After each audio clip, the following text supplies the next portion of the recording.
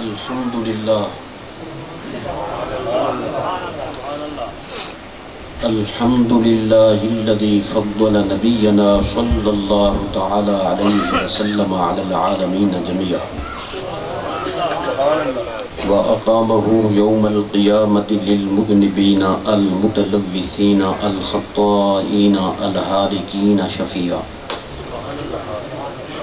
صلى الله تعالى وسلم وبارك عليه وعلى كل محبوب عنده ومرضي لديه صلاة تبقى وتدوم بدوام الملك الحي القيوم ونشهد أن لا إله إلا الله وحده لا شريك له ونشهد أن سيدنا وسندنا وحبيبنا وشفيعنا ومأوانا وملجانا ومولانا محمدا صلى الله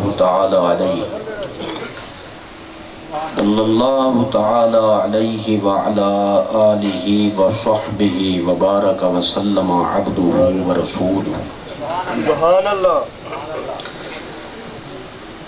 أما بعد فقد قال الله تعالى في الكلام المجيد والفرقان الحميد قد جاءكم من الله نور وكتاب مبين وعن النبي صلى الله تعالى عليه وسلم أنه قال إلى أن قال صلى الله تعالى عليه وسلم سأخبركم بأول أمري دعوة إبراهيم وبشارة عيسى عليهم الصلاة والسلام ورؤيا أمي التي رأت حين وضعتني وفي رواية حين ولدتني. الحديث رواه الحاكم والطبراني والبزار عن العرباض بن سارية رضي الله تعالى عنه وقال صلى الله تعالى عليه وسلم بعثت من خير قرون بني آدم قرنا فقرنا حتى كنت من القرن الذي كنت منه. رواه الإمام البخاري في صحيحه عن سيدنا أبي هريرة رضي الله تعالى عنه. صدق الله العظيم وصدق رسوله النبي الكريم ونحن على ذلك لمن الشاهدين والشاكرين والموقنين والمطمئنين والحمد لله رب العالمين. إن الله وملائكته يصلون على النبي يا أيها الذين آمنوا صلوا عليه وسلموا تسليما. اللهم صل وسلم وبارك على حبيبك وآله وصحبه أجمعين عدد خلقك ورضاء نفسك وزنة عرشك ومداد كلماتك. الصلاة والسلام عليك يا رسول الله. بآواز بلند سب پڑھیے. الصلاة والسلام عليك يا حبيب الله. الصلاة والسلام عليك يا سيد المرسلين. الصلاة والسلام عليك يا شفيع المذنبين وعلى آلك وأصحابك يا رحمة للعالمين.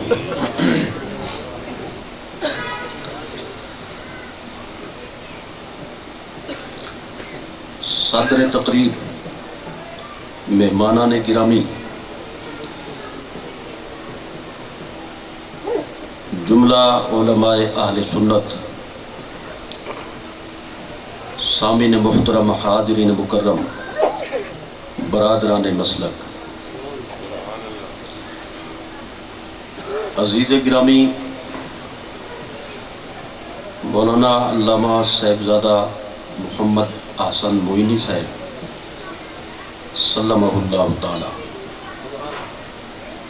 کی وساطت سے جناب محترم حاجی محمد رمضان صاحب اور ان کے فرزند ارجمند جناب شوکت علی صاحب ان کی دعوت پر، ان کے حسب طلب اس محفل میں مجھے بھی اور آپ کو بھی حاضری کا شرف حاصل ہوا۔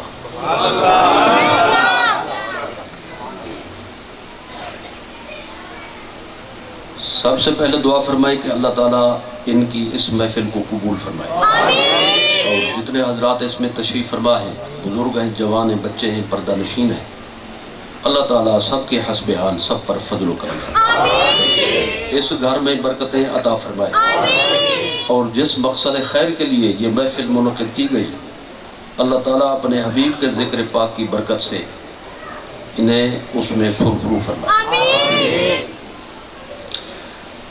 دعائیہ کلمات کے بعد میلاد شریف کی چونکہ محفل ہے، اس لیے میلاد شریف ہی کے حوالے سے چند باتیں بیان ہوں گی۔ پہلی بات جو میں آغاز میں آپ حضرات کے سامنے اور آپ حضرات کے گوش گزار کرنا چاہوں گا وہ یہ ہے کہ حضور کی آمد کی خوشیاں منانا اور اس کو اپنے لیے سعادت سمجھنا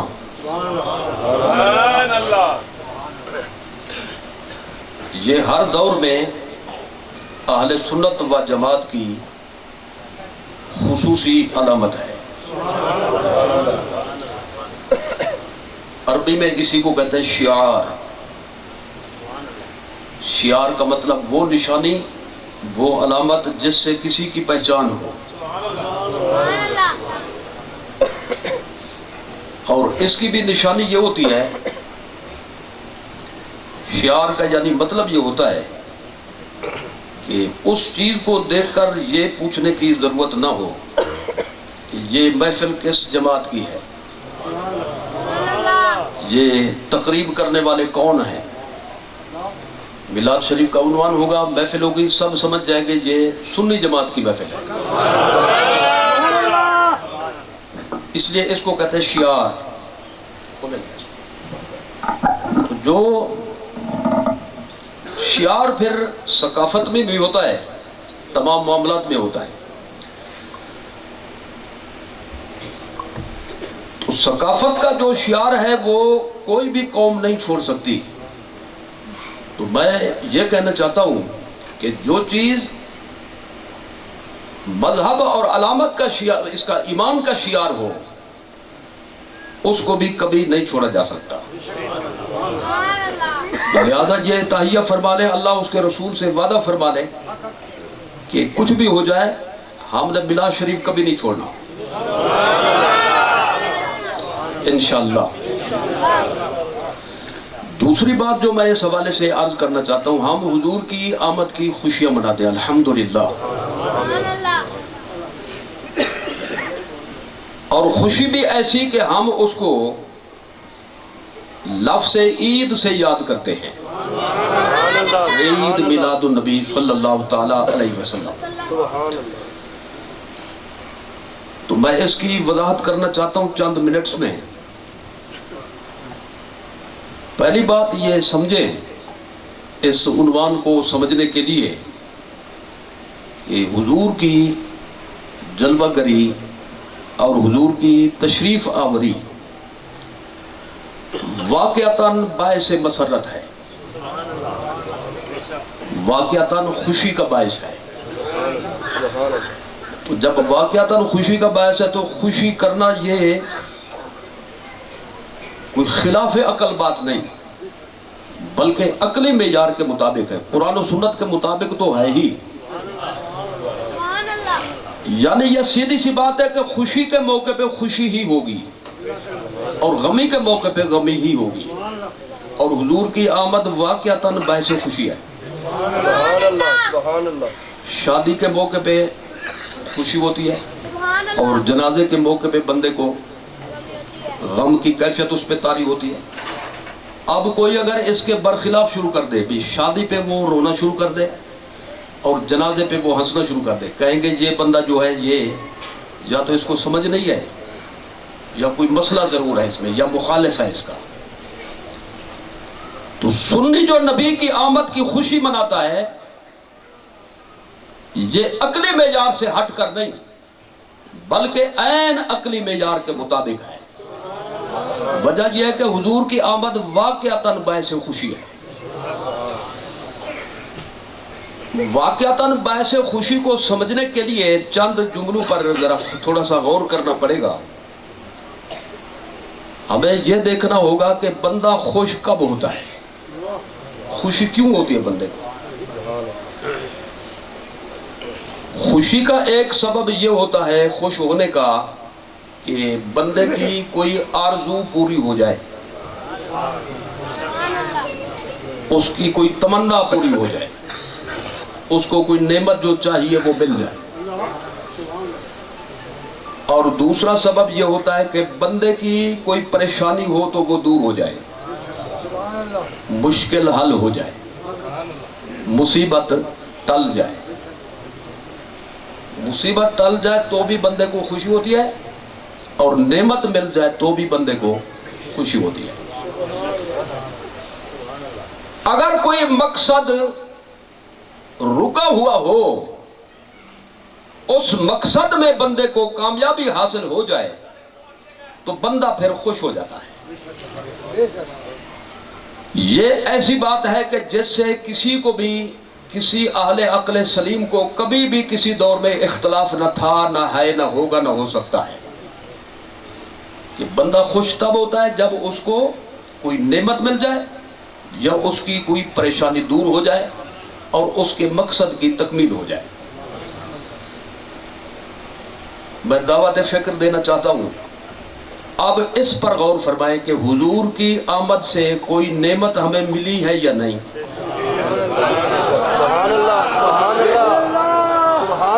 حضور کی آمد سے ہماری کوئی پریشانی ٹلی ہے یا نہیں، ہمارا مقصد پورا ہوا کہ نہ۔ تو میں کہتا ہوں کہ ایک سبب بھی آ جائے خوشی کا تو بندہ خوش ہو جاتا ہے، پھولے نہیں سماتا۔ تو جہاں سارے اسباب جمع ہوں تو پھر خوشی کی کیا انتہا ہو سکتی ہے، خوشی کا کیا عالم ہوگا۔ حضور کی آمد سے نعمت نہیں، نعمتیں ملی ہیں۔ آپ کی تشریف آوری سے پریشانی نہیں، پریشانیاں دور ہوئی ہیں، اور مقاصد حسنہ میں بھی کامیابی ہوئی تو حضور کی آمد کی وجہ سے ہے، صلی اللہ تعالیٰ علیہ وآلہ وسلم وبارک وسلم۔ آئیے ذرا اس کو تھوڑا سا عملی شکل میں لے آتے ہیں، اس کا جائزہ لیتے ہیں اور اس کی پڑتال کرتے ہیں۔ دیکھیے، ایک مسلمان کے لیے جو سب سے بڑی نعمت ہے نا، اصل میں یہ بات ذہن نشین فرمائیں کہ اصل چیز ہے آخرت، اصل چیز ہے آخرت۔ ہمارے آباء و اجداد نہیں رہے، وہ چلے گئے، تو ہم نے بھی چلے جانا ہے۔ یعنی اللہ تعالیٰ نے انسان کو اس عالم میں، اس دنیا میں ہمیشہ رہنے کے لیے نہیں بھیجا، بلکہ ایک محدود مدت کے لیے اس کو اس جہان کے اندر اس نے رکھا۔ تو اصل جہان ہے آخرت۔ اگر یہی جہان اصل ہوتا تو ہمیشہ ہمیشہ ہم نے ادھر ہی رہ جانا تھا۔ آخرت میں جو چیز ہمیں چاہیے وہ ہے کثرت ثواب، وہ ہے کثرت ثواب۔ کثرت ثواب ہی سے بندے کو کامیابی ملے گی، اور کثرت ثواب ہی سے بندے کو سرخروئی نصیب ہوگی، اور کثرت ثواب ہی سے بندے کو نجات ملے گی۔ تو رسول اللہ صلی اللہ علیہ وسلم کی آمد کی برکت سے یہ جو بنیادی نعمت ہے کثرت ثواب والی، یہ ہمیں مل گئی، یہ ہمیں مل گئی۔ کثرت ثواب کا ذرا مفہوم سمجھ لیں۔ عمل تھوڑا کریں ثواب زیادہ ملے، عمل تھوڑا کریں ثواب زیادہ ملے، یہ ہے کثرت ثواب۔ تو یہ صرف اور صرف حضور کی امت کا خاصہ ہے۔ رسول اللہ صلی اللہ علیہ وسلم نے بخاری مسلم کی احادیث میں یہ بات موجود ہے، آپ نے خود پہلی امتوں سے موازنہ فرمایا اپنی امت کا۔ آپ نے فرمایا کہ یوں سمجھو کہ طبقے ہیں دو، ایک یہود کا ایک نصارہ کا، تو حضور نے انہی کو سامنے رکھ کر آپ نے یہ مسئلہ سمجھایا۔ فرمایا ان میں سے ایک صبح سے ظہر تک عمل کرے اور دوسرا طبقہ ظہر سے عصر تک، اور میری امت عصر سے مغرب تک، لیکن ثواب زیادہ ملے میری امت کو۔ سبحان اللہ۔ ٹائم ہے تھوڑا لیکن ثواب ہے زیادہ، تھوڑے سے عمل سے ثواب ڈھیروں مل جائے۔ فجر سے ظہر تک یہ بڑا طویل ٹائم ہے، اور حضور یہی فرمانا چاہتے ہیں ظہر سے عصر تک بھی طویل ٹائم ہے، اور عصر سے مغرب تک یہ بالکل مختصر ٹائم ہے۔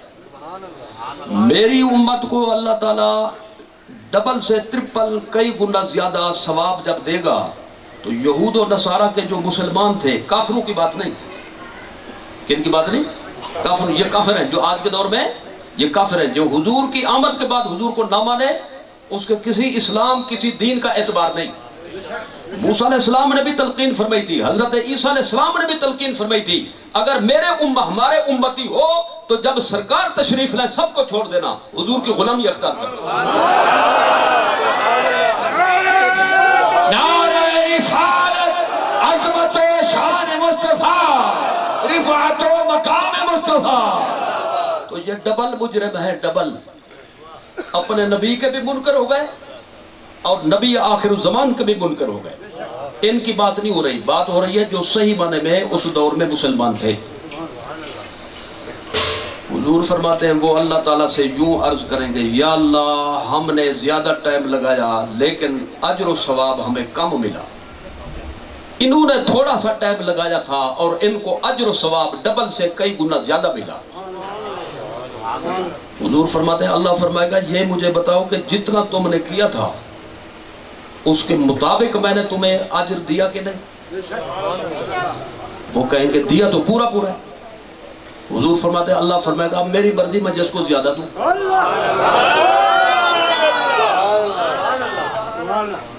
تمہاری اجرت میں تو میں نے کمی نہیں کی، جتنی محنت تھی اس کے برابر میں نے تمہیں اس کا اجر دے دیا، اس میں تو کمی نہیں کی، یہ تو عدل کے تقاضے پورے کر دی میں نے۔ تو یہ ہے عدل، اور میں جب بڑھا کر دوں یہ ہے فضل، میری مرضی جس پر فضل دے دوں میں، ذالک فضل اللہ یؤتی من یشاء۔ تو رسول اللہ صلی اللہ علیہ وسلم نے فرمایا میری امت کو اللہ تعالیٰ نے کثرت ثواب عطا فرمایا، ٹائم تھوڑا لگائیں گے ثواب ملے گا ان کو زیادہ۔ میں ایک جملے کی اجازت لے رہا ہوں اگلی بات کرنے سے پہلے۔ یہ ایک مسئلہ بہت چل رہا ہے کہ ظہر کا ٹائم کب ختم ہوتا ہے اور عصر کا ٹائم کب شروع ہوتا ہے۔ کچھ اذانیں آپ نے سنی ہوگی 3:30 پونے 4 بجے آج کل ہو جاتی ہے عصر کی، کہتے ہیں ٹائم شروع ہو گیا۔ اس میں جو علمی زبان میں مسئلہ ہے فقہی حوالے سے وہ یہ ہے کہ ہر چیز کا سایہ جب 2 مثل ہو جائے یعنی دگنا ہو جائے سایہ اصلی کو چھوڑ کر، امام اعظم فرماتے ہیں سایہ جب 2 مثل ہوگا دگنا ہوگا تو نماز ظہر کا ٹائم ختم ہو جائے گا اور عصر کا ٹائم شروع ہو جائے گا۔ اور کچھ دیگر ائمہ یہ فرماتے ہیں سایہ 1 مثل ہو جائے تو ظہر کا ٹائم ختم ہو جائے گا اور عصر کا ٹائم شروع ہو جائے گا۔ اور یہ جو ہم اذانیں سنتے ہیں نا پہلے 1 مثل کے بعد یہاں پہ، یہ کسی امام کے کھاتے میں نہیں ہے، یہ بھی ذرا ذہن نشین فرمائیے۔ تو اس لیے میں اس کو یعنی دلیل سے واضح کروں، بات آ گئی تو میں ذرا اس کے فائدہ اٹھا رہا ہوں۔ اب حضور نے کیا فرمایا کہ میری امت نے ٹائم لگایا تھوڑا सवाब बिना ज्यादा। मिसाल क्या पेश फरमाई, असर से मगरिब तक। पढ़े लिखे हजरात तशरीफ फरमा है, आले फहम भी तशरीफ फरमा है। अगर एक मिसल साया पे जोहर का टाइम खत्म हो जाए तो जोहर का टाइम थोड़ा हो जाएगा और असर से मगरिब का टाइम ज्यादा हो जाएगा। हालांकि हुजूर ये फरमाना चाहते मेरी उम्मत थोड़ा टाइम लगाए सवाब डबल लेती है। तो मालूम हुआ कि तहकीक वही आला है, तहकीक वही सबसे बुलंद है जो इमाम आदम ने फरमाई कि साया 2 मिसल होगा तो जोहर का टाइम खत्म होगा। उसकी तायीद इस हदीस से हो गई जो मैंने पेश की। अब इसकी भी जरा झलकी देख ले, थोड़ा टाइम लगाने से ज्यादा सवाब है। मजीद एक जुमला अर्ज करना चाहता हूँ। रसूलुल्लाह सल्लल्लाहु अलैहि वसल्लम ने एक मरतबा खिताब फरमाया कि नेक आदमी का किस्सा आपने शुरू कर दिया, और नेक आदमी पहली उम्मतों का नेक बंदा। और ये आप समझ लें कि पहली उम्मतों का जो बंदा है वो तो गैब है, माजी की बात जो है वो तो गैब है, माजी का जो वाकया वो तो गैब है। और हुजूर ने ये किस्सा बयान फरमाया, हालांकि कुरान में नहीं है वो किस्सा, कुरान में वो किस्सा नहीं है, उस बंदे का किस्सा हुजूर ने बयान फरमाया। अब एक बात तो ये समझ लेनी चाहिए, जो लोग ये कहते हैं कि हुजूर इल्म के लिए जिब्रील के मोहताज हैं, तो कब जिब्रील आए थे हुजूर के पास ये किस्सा सुनाने के लिए?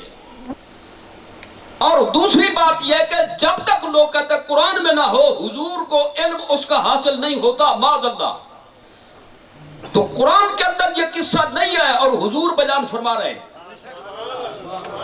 इसका मतलब यह हुआ हुजूर जिब्रील के भी मोहताज नहीं। और हुजूर को जो अल्लाह इल्म देता है सिर्फ कुरान जरिया नहीं और भी जरिया है।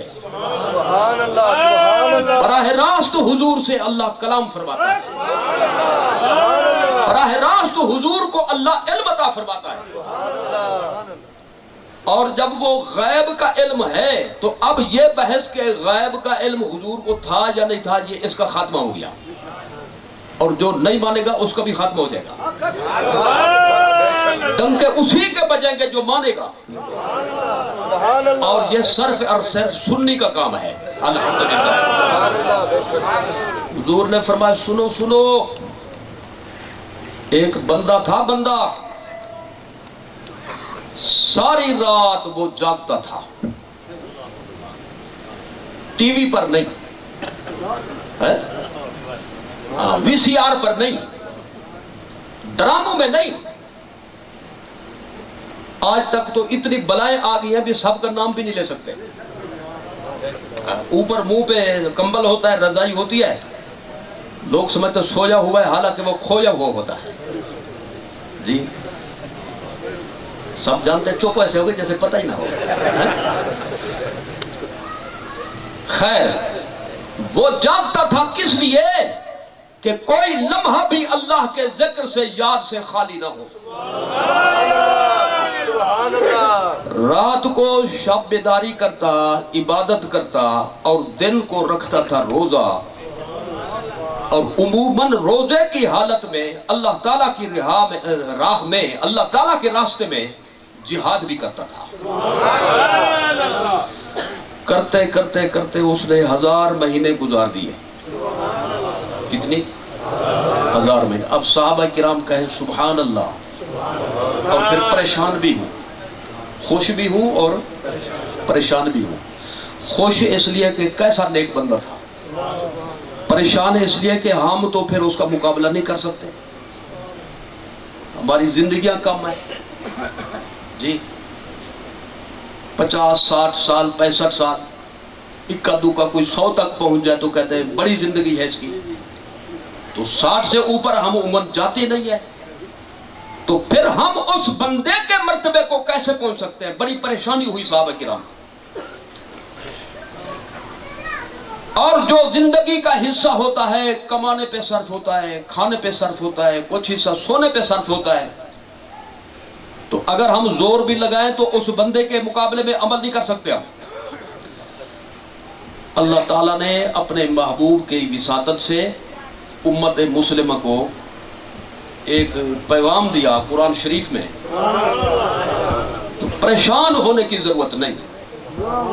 اِنَّا أَنزَلْنَاهُ فِي لَيْلَةِ الْقَدْرِ وَمَا أَدْرَاكَ مَا لَيْلَةُ الْقَدْرِ لَيْلَةُ الْقَدْرِ خَيْرٌ مِّنْ أَلْفِ شَهْرٍ، الف شہر 1000 مہینہ۔ کیا ہو گیا تمہاری اتنا زندگی نہیں ہے تو ثواب تو ہم نے دینا ہے، دینے والے تو ہم ہیں۔ ہم تمہیں ایک رات دے رہے ہیں شب قدر، اسی کی قدر کر لو، اس میں جاگ لو، عبادت کر لو۔ کیا ہوگا؟ لیلۃ القدر مساوم بألف شہر نہیں، لیلۃ القدر مساوم بألف شہر یوں نہیں کہ وہ 1000 مہینے سے 1000 مہینے کے برابر ہے، بلکہ خیر بمعنی اخیر، اس میں تفضیل، لیلۃ القدر خیر من الف شہر، یہ ایک رات میں جاگنا 1000 مہینوں میں جاگ کر عبادت کرنے سے بہتر ہے، افضل ہے، بڑھ کر ہے۔ یہ ہے جی کثرت ثواب۔ 1000 مہینے کا حساب کریں، یہ تقریباً بنتے ہیں 84 سال۔ سبحان اللہ، کتنی بنتے ہیں؟ 84 سال۔ اب ایک رات میں بندہ جاگ لے اور اللہ لکھ دے 84 سال اس نے عبادت کی ہے، دن میں بھی رات میں بھی، تو بتائیں کس کا صدقہ ہے؟ کس کی وجہ سے؟ سرکار کی وجہ سے۔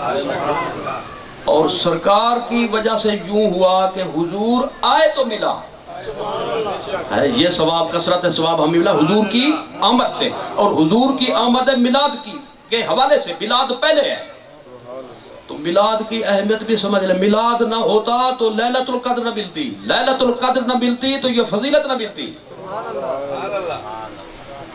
حضور کی آمد سے نعمتیں ملی۔ نماز 50 فرض فرمائی تھی اسی مہینے میں، رجب شریف کے مہینے میں، معراج کی شب میں واپسی پر تحفہ دیا، 50 سے پھر کر دی 5، اور پھر اعلان کرا دیا۔ تفصیل میں نہیں جا رہا، میں صرف جو بات چلی ہے اسی کی تکمیل کر رہا ہوں۔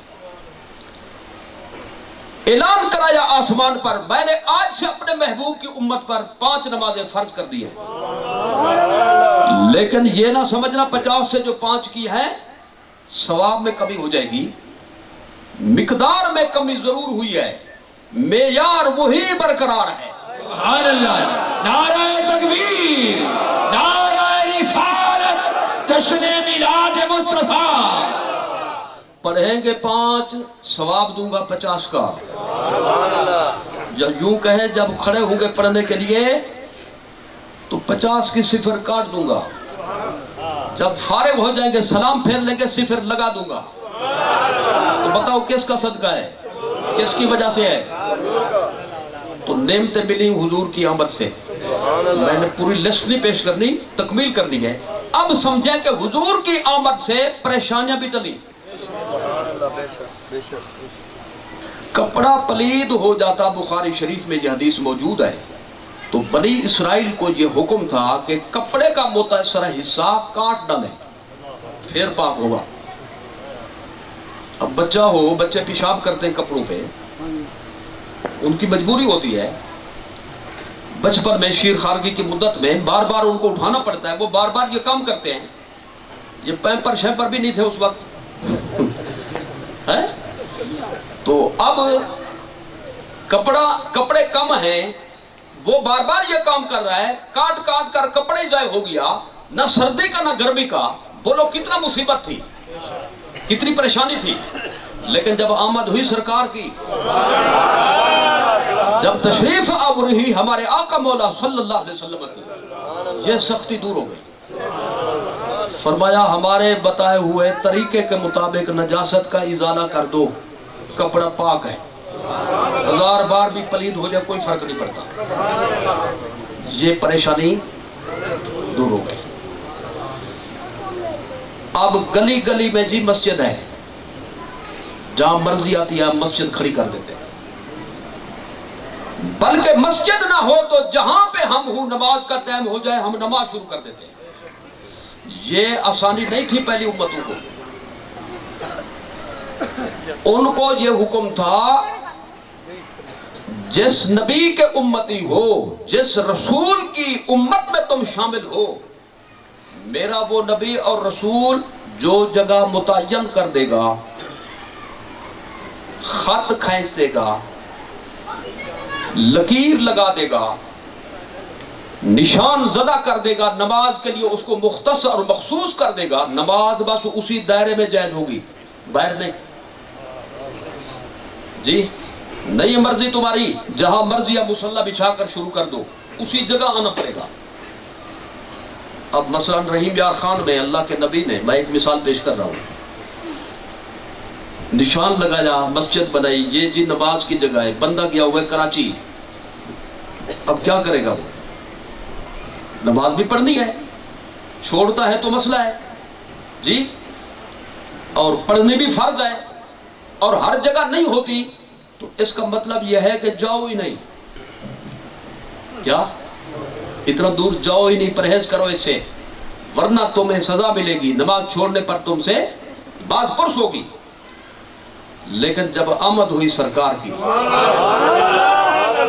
تشریف آوری ہمارے آقا مولا صلی اللہ علیہ وسلم کی، حضور خود فرماتے ہیں، بخاری مسلم میں یہ حدیث موجود ہے، اعطیت خمسا فی روایت ستا لم یعطہن نبی قبلی، ایک روایت میں 5 اور دوسری روایت میں 6 ایسی خصوصیات ہیں جو کسی بھی نبی کو عطا نہیں کی گئی،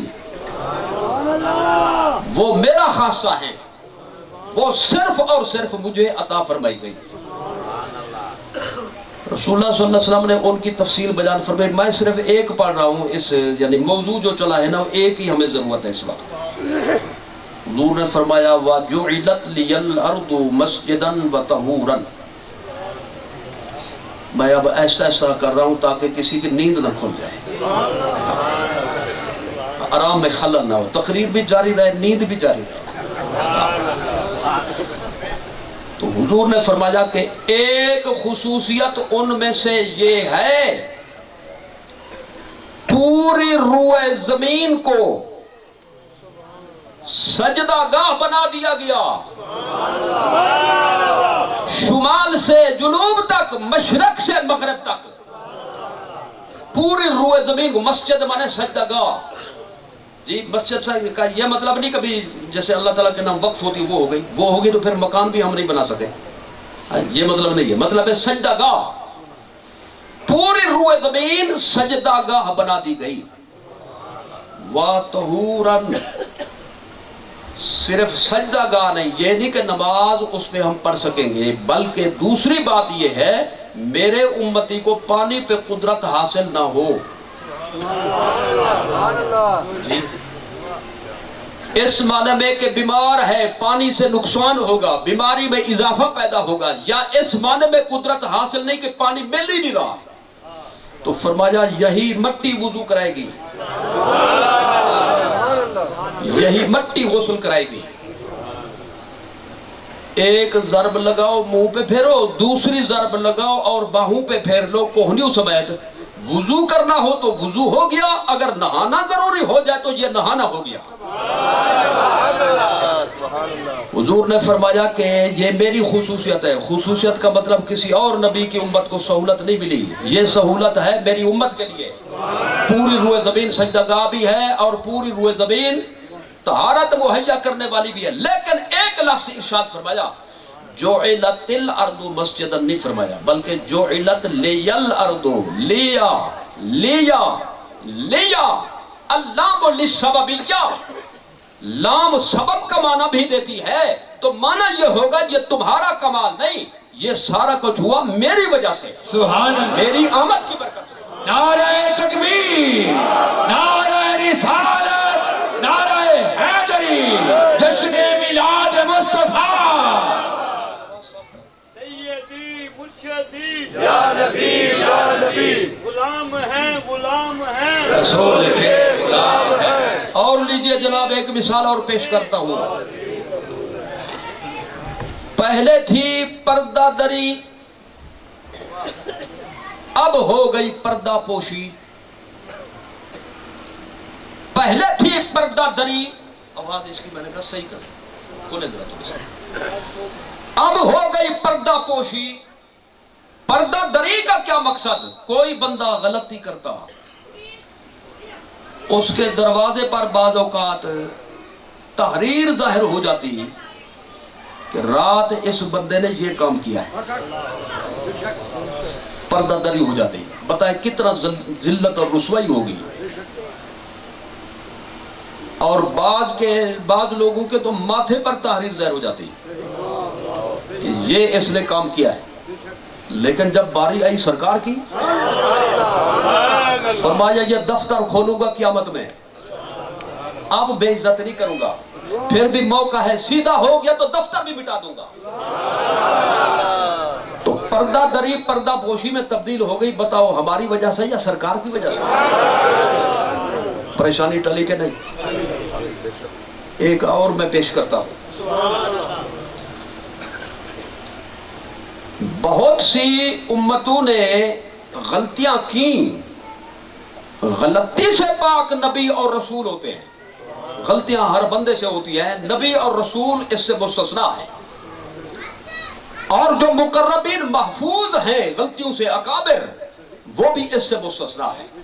ورنہ جو غلطی سے محفوظ یا معصوم نہیں، ان سے غلطیاں ہوتی ہیں اور ان پہ گرفت ہوتی ہے. کیا ہوتی ہے؟ گرفت ہوتی ہے. اب گرفت ہونے کے کئی انداز ہیں. پہلے زمانے میں گرفت جو ہوتی تھی وہ یہ تھی کہ نبی ان کو سمجھاتے ہیں کہ یہ کام چھوڑ دو، نہ کرو. اگر وہ نہ چھوڑتے تو پتھروں کی بارش کر دی جاتی. بڑے بڑے پتھر اوپر سے گرتے، بندے مر جاتے.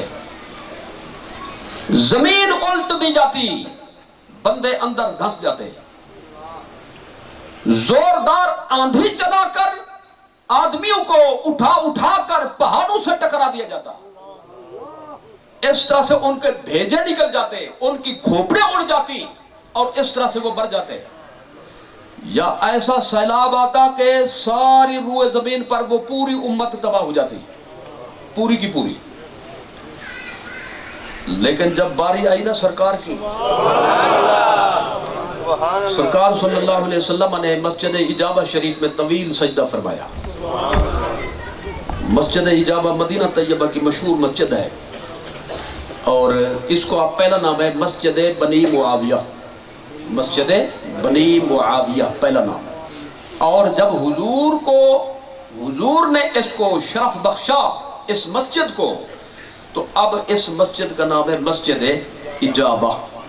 اجابہ کا معنی ہوتا ہے کہ جہاں پہ حضور کی دعائے مبارک کی قبولیت کا ظہور ہوا. سرکار نے اس مسجد میں طویل سجدہ فرمایا تھا. صحابہ کرام فرماتے ہیں جو حاضر تھے، ہمیں خدشہ ہو گیا کہ حضور کا وصال تو نہیں ہو گیا، اتنا لمبا سجدہ تھا. پھر دل کی تسلی کے لیے ہم نے حضور کے قدموں کو چھوا تو سرکار نے قدم مبارک ہلائے. پھر ہمیں یقین ہوا کہ یہ اللہ تعالیٰ سے راز و نیاز کی باتیں ہو رہی ہیں. تو سرکار صلی اللہ علیہ وسلم نے اس کے بارے میں طویل سجدے کے حوالے سے آپ نے خطاب فرمایا. صحیح مسلم شریف میں بڑی تفصیل سے یہ حدیث موجود ہے. حضور نے فرمایا میں نے اللہ تعالیٰ سے دعائیں کی، اور ان میں ایک دعا یہ تھی، اے اللہ جس طرح پہلے تیرا یہ قانون تھا، امتوں نے غلطیاں کی تو بالکلیہ ان کو مٹا دیا گیا، ہماگیر عذاب کے اندر ان کو مبتلا کر دیا گیا، تباہ و برباد کر دیا گیا. اب میں چاہتا ہوں یہ قانون میری آمد کے بعد ختم ہونا چاہیے. اللہ تعالیٰ نے یہ نسبت، تو کون لگتا ہے میرے اس فیصلوں میں دخل دینے والا؟ میری مخلوق ہے، میں جو چاہوں فیصلہ کروں. نہ اللہ نے فرمایا جیسے آپ کہیں گے میں ویسے کروں. جھلکی دکھا دوں اس کی؟ جھلکی دیکھیں ذرا. جھلکی یہ ہے کہ جعل منہم القردۃ والخنازیر. نص صریح ہے سورہ مائدہ شریف میں. اللہ فرماتے ہیں بعض مجرموں کو میں نے بندر بنا دیا، اور بعض مجرموں کو میں نے سور بنا دیا. تھے بندے لیکن بندر بن گئے, تھے بندے لیکن سزا کے طور پہ ان کی صورت مسخ ہو گئی, وہ خنزیروں کی شکل میں آ گئے. لیکن جب آمد ہوئی سرکار کی, جلوہ گری ہوئی ہمارے آقا مولا صلی اللہ علیہ وسلم کی, اب یہ ہوا کافر اگرچہ اپنی منہ مانگی سزا بھی طلب کرتے پھر بھی کہا جاتا نہیں, پھر بھی کہا جاتا نہیں, ایسا نہیں ہوگا. یہ بھی قرآن میں موجود ہے, وما کان اللہ لیعذبہم وانت فیہم, وما کان اللہ لیعذبہم وانت فیہم. اور اس کا پس منظر پہلے موجود ہے, وَإِذْ قَالُوا اللَّهُمَّ إِن كَانَ هَذَا هُوَ الْحَقَّ مِنْ عِنْدِكَ فَأَمْطِرْ عَلَيْنَا حِجَارَةً مِنَ السَّمَاءِ أَوْ ائْتِنَا بِعَذَابٍ أَلِيمٍ.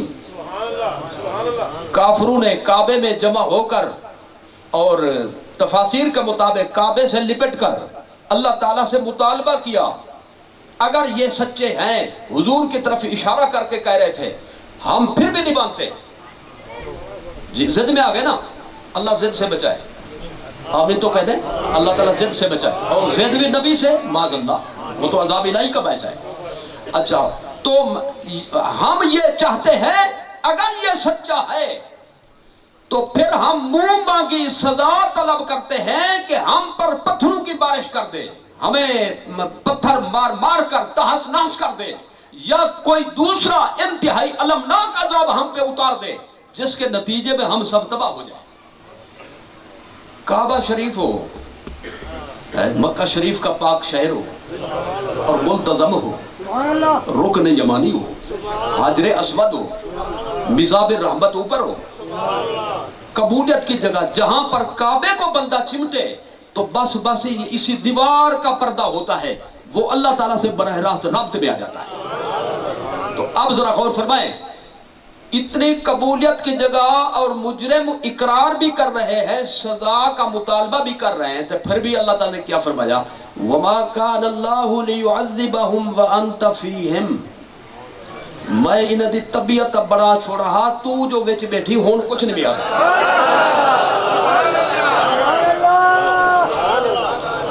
آگے سمجھ میں, اللہ ان کو عذاب نہیں دے گا, اللہ ان کو عذاب ہماگیر جیسے یہ سارے تباہ ہو جائیں, جی ایسا عذاب ان کو میں نہیں دوں گا. اگرچہ کہہ بھی رہے, اس لیے نہیں کہ مکہ کے باشندے ہیں, اس لیے نہیں کہ کعبہ کے پڑوسی ہیں, اس لیے نہیں کہ کعبہ شریف سے چمٹے ہوئے ہیں, بلکہ وَأَنْتَ فِيهِمْ وَوْ حَالِيَا, جی جبکہ تو جو ان میں بیٹھا ہے, تو بھی بیٹھا ہو, تو بھی موجود ہو, اور میں پھر ان کو عذاب دوں, یہ میری محبت کا تقاضا نہیں بنتا.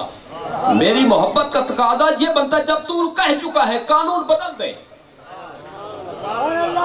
میں اب قانون بدل چکا تیری آمد کی وجہ سے. اب ذرا توجہ فرمائے, کافروں سے بھی عذاب ٹلتا ہے تو سرکار کے صدقے میں, سرکار کے وسیلے سے. تو مسلمان کیوں وسیلے سے مشرک ہوتا ہے؟ تو مسلمان کیوں شرک کا فتویٰ دے؟ جی تو معلومہ کافر بھی بچتے ہیں تو حضور کے صدقے میں بچتے ہیں. تو مسلمان کس کے صدقے میں بچتا ہے؟ یقیناً سرکار کے صدقے صلی اللہ علیہ وسلم. حضور کی آمد سے نعمتیں بھی ملی, پریشانیاں بھی ٹلی. سبحان اللہ. ایک بات میں اور سلو سپیڈ میں عرض کرنا چاہتا ہوں, ذرا ریسٹ دے کر آپ کو. وہ یہ ہے کہ یہ چیزیں نہ بھی ہوں تو دن جو ہے گزر جائیں گے. کیا مصیبتیں ہوں, پریشانیاں ہوں, بیماریاں ہوں, تکلیفیں ہوں, تو یہ دن کسی نہ کسی طرح سے گزر جاتا ہے. وقت کی یہ خصوصیت ہوتی ہے, گزر جاتا ہے, جی جیسا بھی ہو گزر جاتا ہے. بندہ جو ہے اس میں نبھا لیتا ہے کسی نہ کسی طرح سے. جیسے وہ کہتے ہیں نا کوڑی گھوٹی سمجھتے ہیں, کڑوا گھوٹ, جی تو اس طرح سے وقت نبھ جاتا ہے. لیکن ایک وقت ایسا آ رہا ہے وہ نہیں نبھ سکے گا, وہ ہے قیامت کا وقت. وہ ہے نجات حاصل کرنا ابدی عذاب سے. جی جب تک نجات نہیں ملے گی ابدی عذاب سے تو بندہ کامیاب نہیں, ناکام ہے, سرخرو نہیں ہو سکتا. وہ شرمندہ ہوگا اور ذلت اور رسوائی سے اس کا سامنا ہوگا. اور یہ اس وقت ہوگا جب بندہ اپنے مقصد میں کامیابی حاصل نہ کر سکے. مقصد میں کامیابی حاصل کیے بغیر اس جہان سے چلا جائے تو وہ نجات سے نہیں چھوٹ سکتا. میں یہ کہنا چاہتا ہوں تیسری بات جو بڑی اور بنیادی، حضور کی آمد یہ خوشی کا باعث ہے.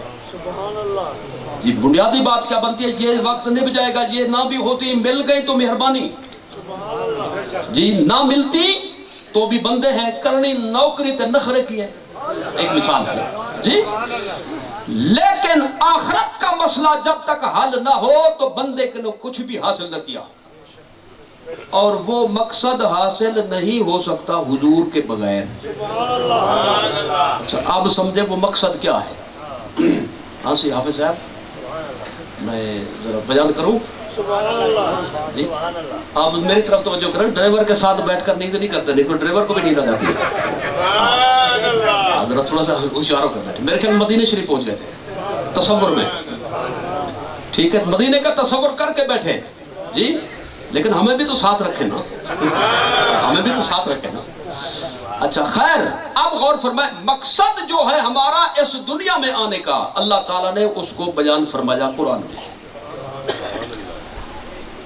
وَمَا خَلَقْتُ الْجِنَّ وَالْإِنسَ إِلَّا لِيَعْبُدُونَ، یہ ہے مقصد تخلیق. وَمَا خَلَقْتُ الْجِنَّ وَالْإِنسَ إِلَّا لِيَعْبُدُونَ. اور کلمہ حصر کے ساتھ بیان فرمایا اللہ تعالیٰ نے.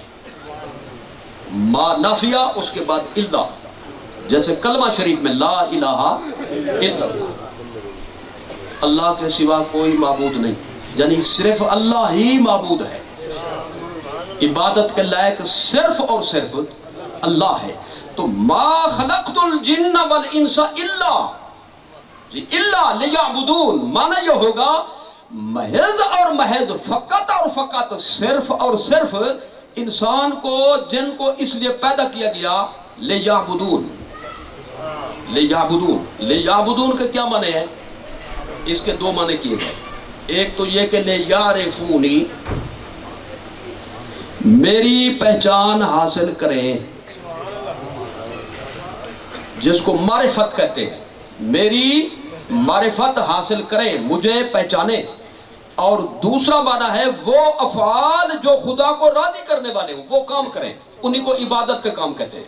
تو دونوں تفسیروں کو ملا کر معنی یہ ہوگا میں نے انسانوں کو اس لیے پیدا کیا مجھے ڈھونڈیں، مجھے پہچانیں، پہچاننے کے بعد وہ کام کریں جو مجھے خوش کرتے ہوں، اور ان کاموں سے بچ جائیں جو مجھے ناراض کرتے ہوں. یہ ہے جی مقصد تخلیق.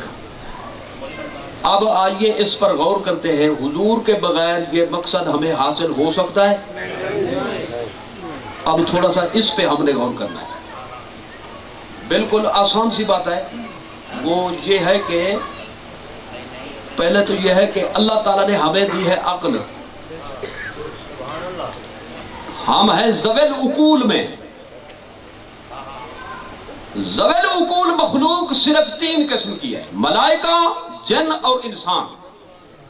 اللہ تعالیٰ نے ان 3 قسم کی مخلوقات میں ایک صلاحیت رکھی ہے نفع نقصان کو سمجھنے کی.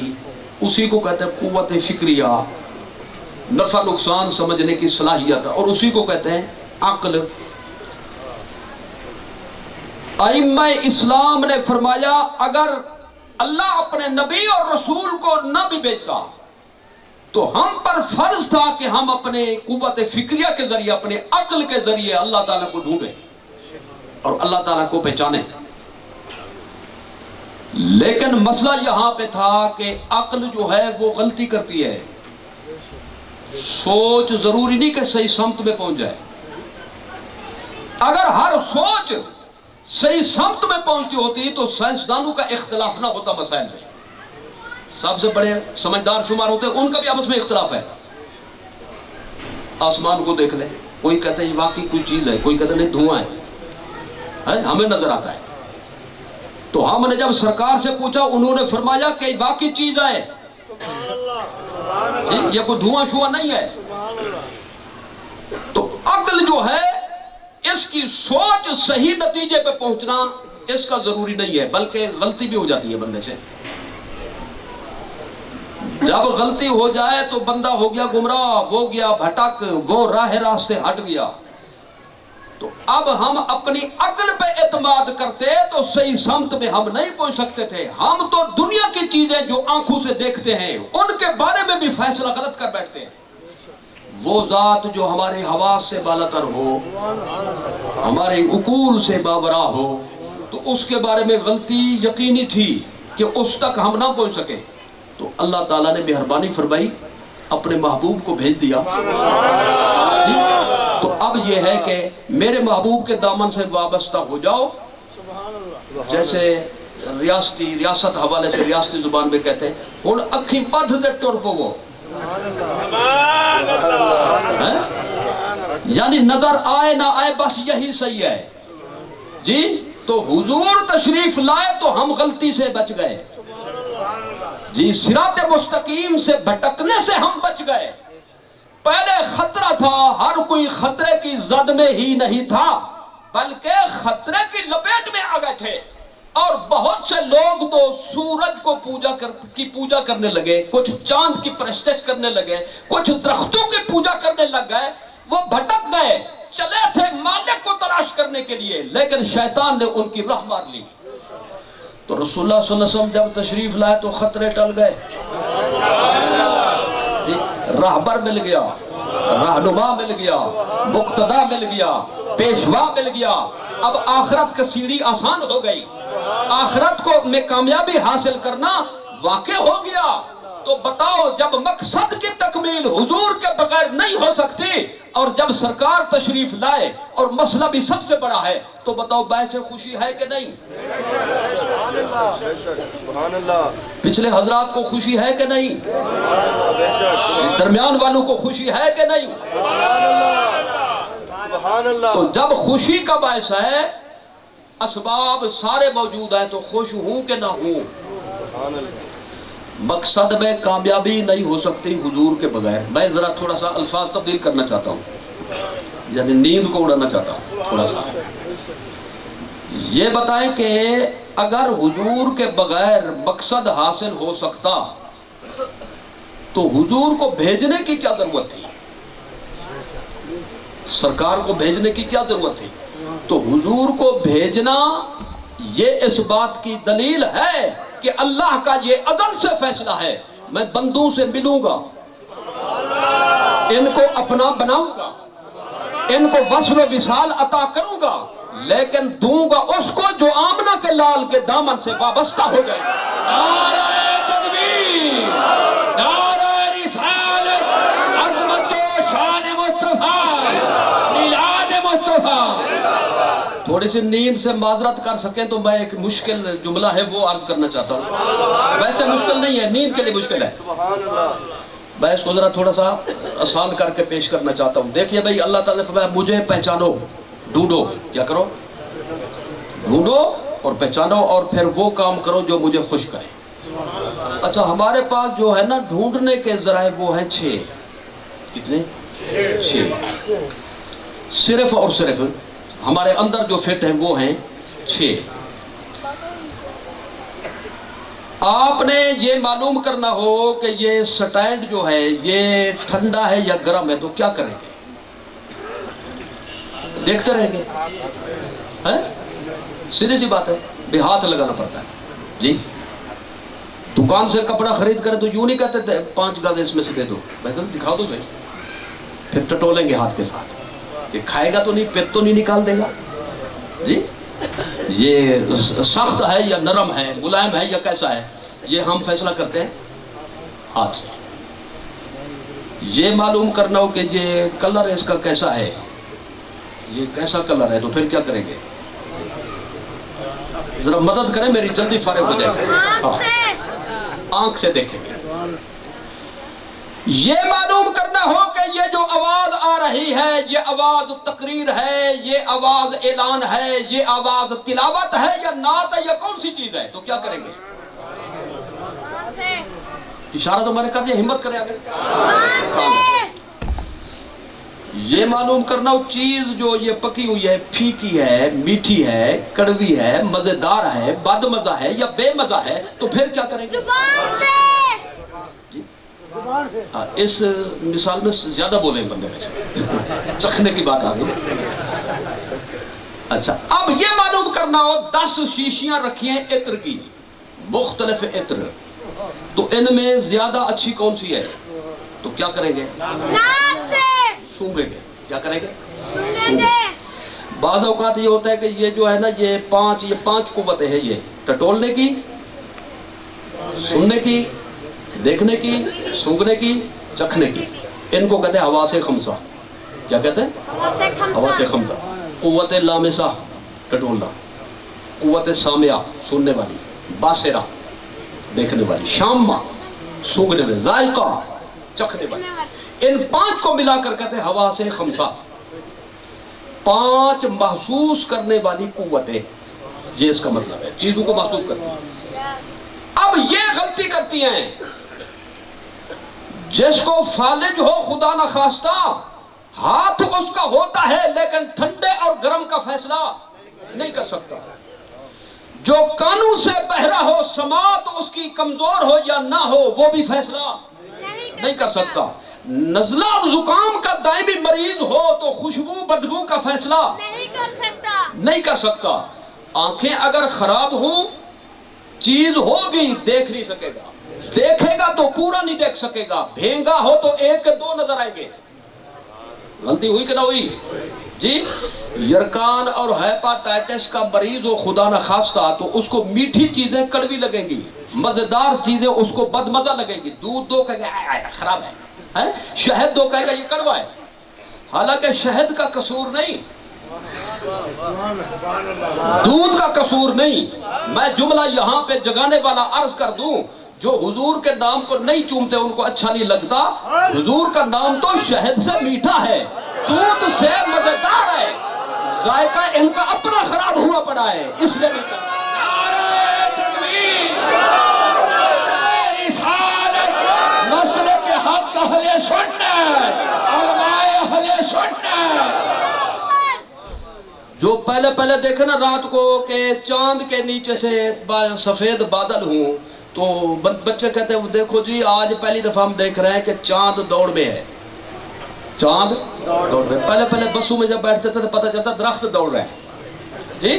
شیشے کے گلاس کو پانی سے بھر لیں، پنسل ڈال لیں، دیکھیں تو پنسل ٹیڑھی نظر آئے گی، حالانکہ وہ ٹیڑھی نہیں ہے۔ تو اب میں کہتا ہوں ٹھنڈے گرم کا فیصلہ ہاتھ نہ کر سکے، ہاتھ کہے نہ ٹھنڈا ہے نہ گرم ہے، کنٹرول کرے گی عقل جی۔ پینسل ٹیڑھی ہے، آنکھ غلطی کرے کنٹرول کرے گی عقل، سماعت کی غلطی کو کنٹرول کرے گی عقل، ذائقہ اور شامہ کی غلطیوں کو کنٹرول کرے گی عقل۔ میں کہنا چاہتا ہوں عقل غلطی کرے تو کون کنٹرول کرے؟ نبوت، رسالت۔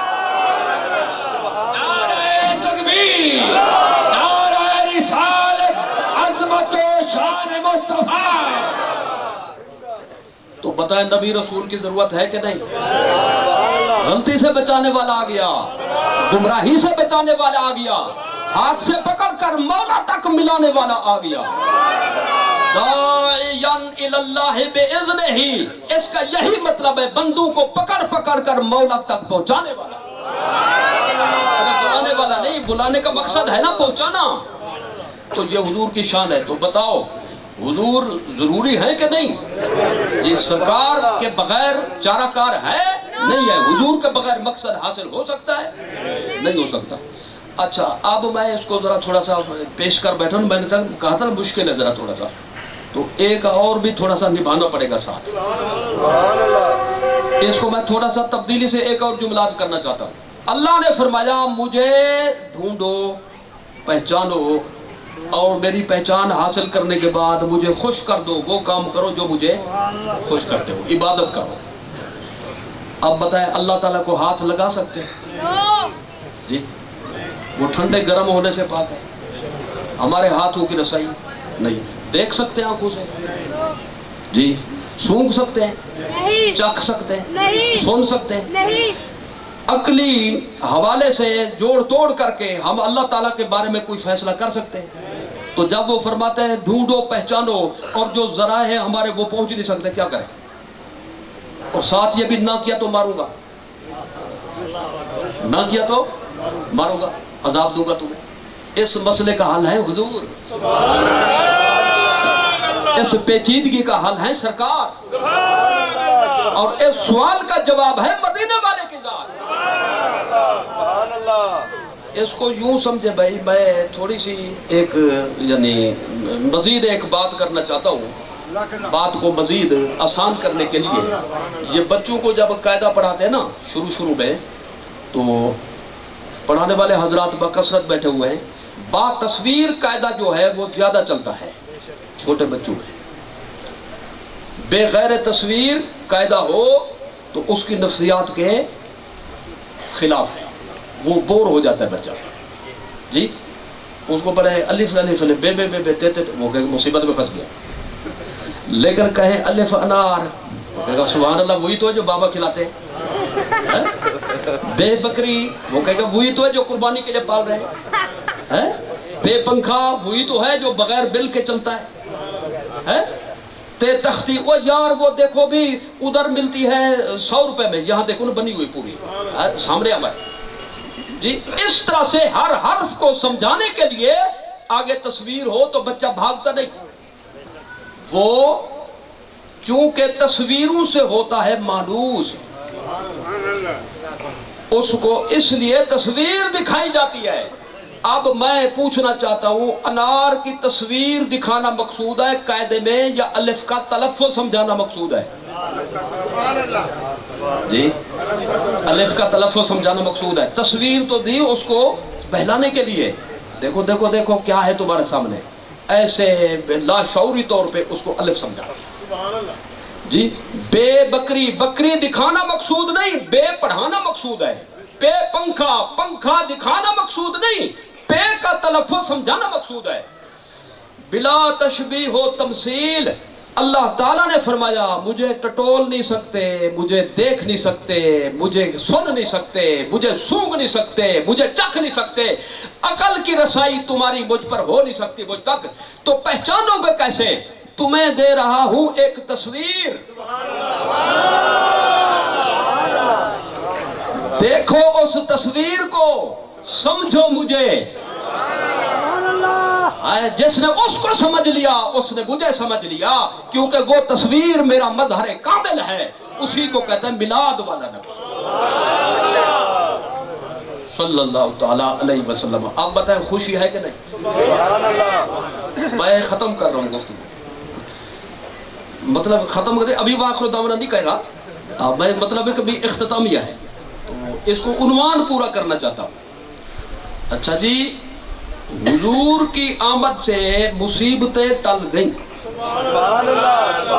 خوشی ہے کہ نہیں؟ نعمتیں مل گئیں، بولو خوشی کا سبب یہ بھی موجود ہے کہ نہیں؟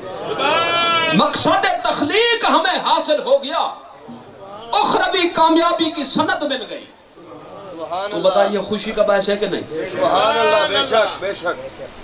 میں یہ کہنا چاہتا ہوں، نعمتیں چھوٹی بھی ہوتی ہیں، بڑی بھی ہوتی ہیں، درمیانی بھی ہوتی ہیں۔ ایک آدمی کسی کو انعام دے 500 روپیہ، وہ خوش ہو جائے گا، دوسرے کو دے 5000 روپیہ، وہ زیادہ خوش ہو جائے گا، دکھائے گا بھی اسے، دیکھو تمہیں اتنا دیا مجھے اتنا دیا۔ تیسرے کو دے دے وہ 15000 روپیہ، تو زیادہ خوش کون ہوگا؟ یہاں کوئی پیسے نہیں تقسیم ہو رہے، یہاں روح کو غذا کرنے والے پیسے تقسیم ہو گئے۔ اب آئیے سمجھیے مسئلے کو، میں پوچھنا چاہتا ہوں، حضور کی آمد سے چھوٹی نعمت ملی، درمیانی ملی یا بڑی ملی؟ حضور خود نعمت ہے اللہ کی، چھوٹی ہے نہیں، درمیانے درجے کی ہیں نہیں، بلکہ سب سے اعلیٰ و اعلیٰ، سب سے بالا و بالا، تو حضور سب سے بڑی نعمت ہے۔ اور جب بڑی نعمت مل جائے، انعام مل جائے، خوشی بھی بڑی ہوتی ہے، اور جو بڑی خوشی ہوتی ہے اسی کو عید کہتے ہیں۔ اس لیے سنی کہتا ہے عید میلاد النبی سبحان اللہ صلی اللہ علیہ وسلم. عید کہنا بھی ثابت ہو گیا. ٹھیک ہے. اچھا اب جو یہ کہتا نا بھی عیدیں تو تھیں دو، انہوں نے تیسری نکال لی. یہ ایک آواز آندھی ہے کہ عیدیں تھیں دو اور انہوں نے تیسری نکال لی، پتہ نہیں یہ کہاں سے آئی. تو میں ذرا اس پر بھی ایک دو لفظوں کی اجازت لے رہا ہوں آپ حضرات سے. آپ تو بولیں گے آپ کی محفل ہے، وہ بولیں تو مزہ ہے نا. نیندر گردان تو نہیں کر دیتا ہے. نعرہ تکبیر، نعرہ رسالت، نعرہ تحقیق، پنج نعرہ پنج تدی سوا لکھ نعرہ حیدری. میں اس کا ایک جواب یہ عرض کرنا چاہتا ہوں، مشہور عیدیں دو ہیں، ٹوٹل عیدیں دو نہیں. جو نیند کر رہے ہیں وہ نیند سے ذرا معذرت کریں اور میرا جملہ سنیں. مشہور عیدیں دو ہیں، ٹوٹل عیدیں دو نہیں ہے. بولو نہیں ہے. میں نے یہ نہیں کہا نہیں بولے، میں نے کہا نہیں کا لفظ بولے. ٹوٹل عیدیں دو نہیں ہے. اچھا جی اس کو ذرا تھوڑا سا مکمل کر لیتے ہیں. آج کا جو دن گزرا ہے یہ کون سا تھا؟ اس کالونی میں آیا تھا،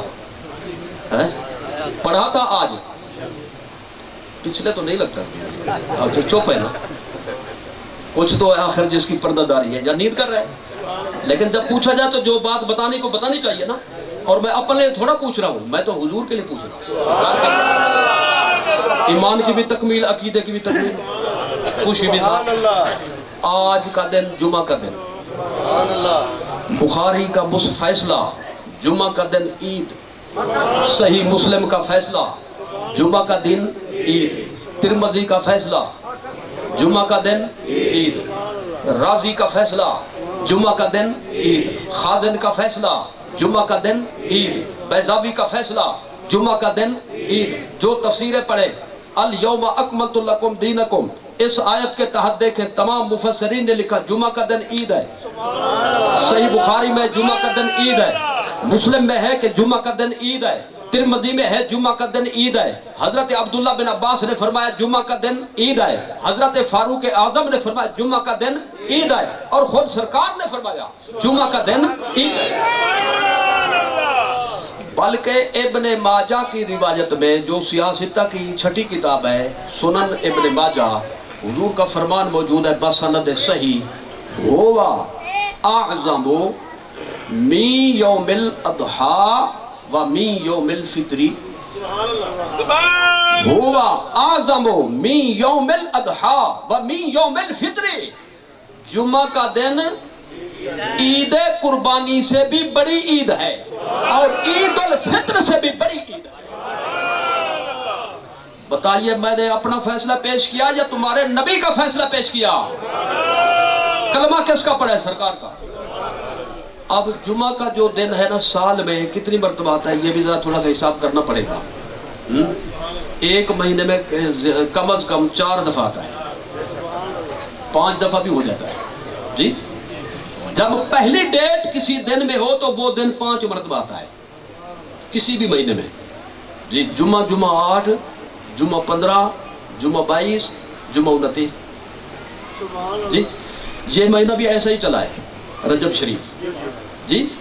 جمعہ 8 حساب کریں ذرا ہمت کریں، جمعہ 15، جمعہ 22 اور آخری جمعہ آ رہا ہے یہ 29. یہ زندہ مثال ہے. تو جمعہ کا دن ہر مہینے میں کم از کم 4 مرتبہ ضرور آتا ہے، تو کبھی کبھی آتا ہے 5 مرتبہ. اور یہ بنتے ہیں 52 جمعے سال میں بنتے ہیں 52 جمعے. یہ خلاصہ نکالے ہوئے ذرا. اب ہر جمعہ ہے عید.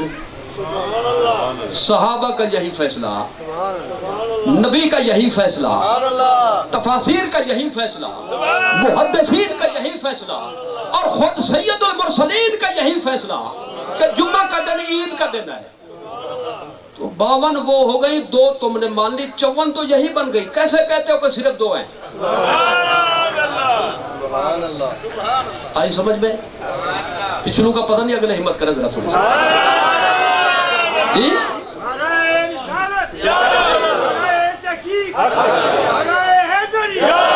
اب میں گزارش کرنا چاہتا ہوں، اگر 2 عیدوں کے ساتھ 52 عیدیں برداشت ہیں تو ایک میلاد النبی والی عید بھی برداشت کر لو۔ تھوڑا سا حساب جو رہ گیا میں اس کو بھی ذرا پیش کر دوں۔ تیسری عید جو کہتے ہیں، تیسری کا بھی ذرا حساب لگا لیتے ہیں، ذرا رل مل کر۔ جمہوری حکومت ہے نا، تو جمہوریت میں ایسا ہوتا ہے رل مل کر چلاتے ہیں، تو میں تقریر بھی جمہوریت کے طرز پہ کر رہا ہوں۔ آئیے ذرا اس کو سمجھیں۔ عید میلاد النبی تیسری عید کہاں سے نکالی، کہاں سے لے آئے؟ اس کا ذرا میں دعوت فکر دینا چاہتا ہوں۔ عید الفطر عید، اور عید قربانی بھی عید، اور جمعہ بھی عید۔ تاریخ کا مطالعہ فرمائیں۔ عید الفطر مکہ میں نہیں تھی، حضور کی مکی زندگی میں عید الفطر کا وجود نہیں تھا۔ اعلان نبوت کے بعد حضور 13 برس مکہ شریف میں رہے، اس کے بعد ہجرت فرمائی، تو پوری حیات طیبہ مکیہ میں عید الفطر نہیں تھی، عید قربانی بھی نہیں تھی، بلکہ ایک قول کے مطابق پہلی نماز جمعہ بھی حضور نے مدینہ طیبہ میں ادا فرمائی، اور مسجد جمعہ موجود ہے، مسجد جمعہ کے نام سے مسجد موجود ہے، اس لیے کہ پہلی نماز جمعہ اس مسجد میں حضور نے ادا فرمائی۔ اب جمعہ بھی عید، عید الفطر بھی، آہستہ بولیں باہر کوئی سن رہا ہوگا، عید الفطر بھی عید، عید الاضحیٰ بھی عید، لیکن یہ سب ملی ہجرت کے بعد۔ حساب کریں ذرا پورا۔ حضور نے جب ہجرت فرمائی تو عمر شریف تھی 53 برس۔ کتنی؟ 53 برس کے بعد عید الفطر ملی، کم از کم 53 برس۔ عید القربانی ملی ہجرت کے بعد مدینے میں، حضور کی عمر شریف 53 برس کے بعد۔ جمعہ والی عید بھی ملی ہجرت کے بعد، حضور کی عمر شریف 53 برس کے بعد، اور عید میلاد النبی ہوئی 53 برس پہلے۔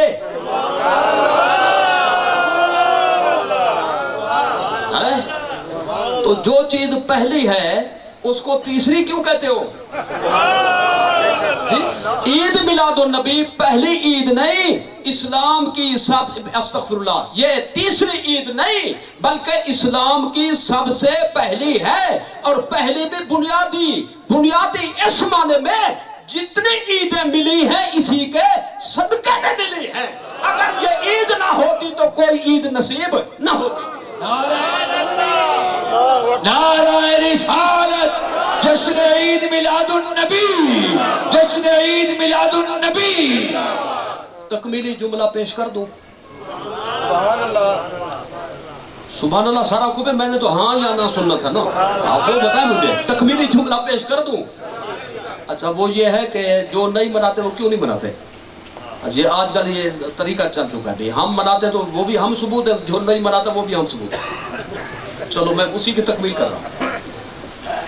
اصل بات یہ ہے بھائی، خوش وہ ہوتا ہے جس کو کچھ ملا ہو، خوش وہ ہوتا ہے جس کو کچھ ملا ہو، جس کو نہ ملا ہو وہ خوش نہیں ہوگا۔ بیٹا نہیں ہے اللہ نے دے دیا تو خوش ہو جائے گا بندہ، جی بیماری نہیں جاتی اللہ نے صحت دے دی بندہ خوش ہو جائے گا، مقصد کی تکمیل نہیں ہونی تھی پورا ہو گیا تو بندہ خوش ہو جائے گا۔ خوشی اس وقت ہوتی ہے جب کچھ ملا ہو۔ عیدیں ہیں کہتے ہیں 2، مجھے بھی سمجھ آ گئی، کیونکہ عید الفطر میں فطرانہ مل گیا،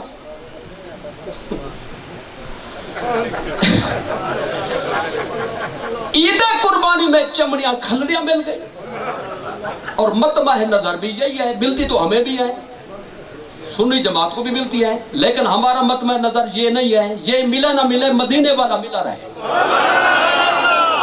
وہ کہتے ہیں مدینے والا ملے نہ ملے بس چمڑیاں کھڑنا کافی ہے. تو عید الفطر عید ہے فطرانہ جو مل گیا، عید قربانی عید ہے چمڑیاں کھلیاں جو مل گئیں. ربیع الاول میں ان کو ملا ہو کچھ تو عید ہو، اور جن کو ملا ہے وہ کل بھی عید منا رہے تھے، آج بھی منا رہے ہیں. اور جب تک اس جماعت کا ایک بچہ بھی زندہ ہے نبی کے میلاد کے چرچے ہوتے رہے. نثار تیری چہل پہل پر ہزاروں عیدیں ربیع الاول، سوائے ابلیس کے جہاں میں سبھی تو خوشیاں منا رہے ہیں. تو یہ اسی تناظر میں یہ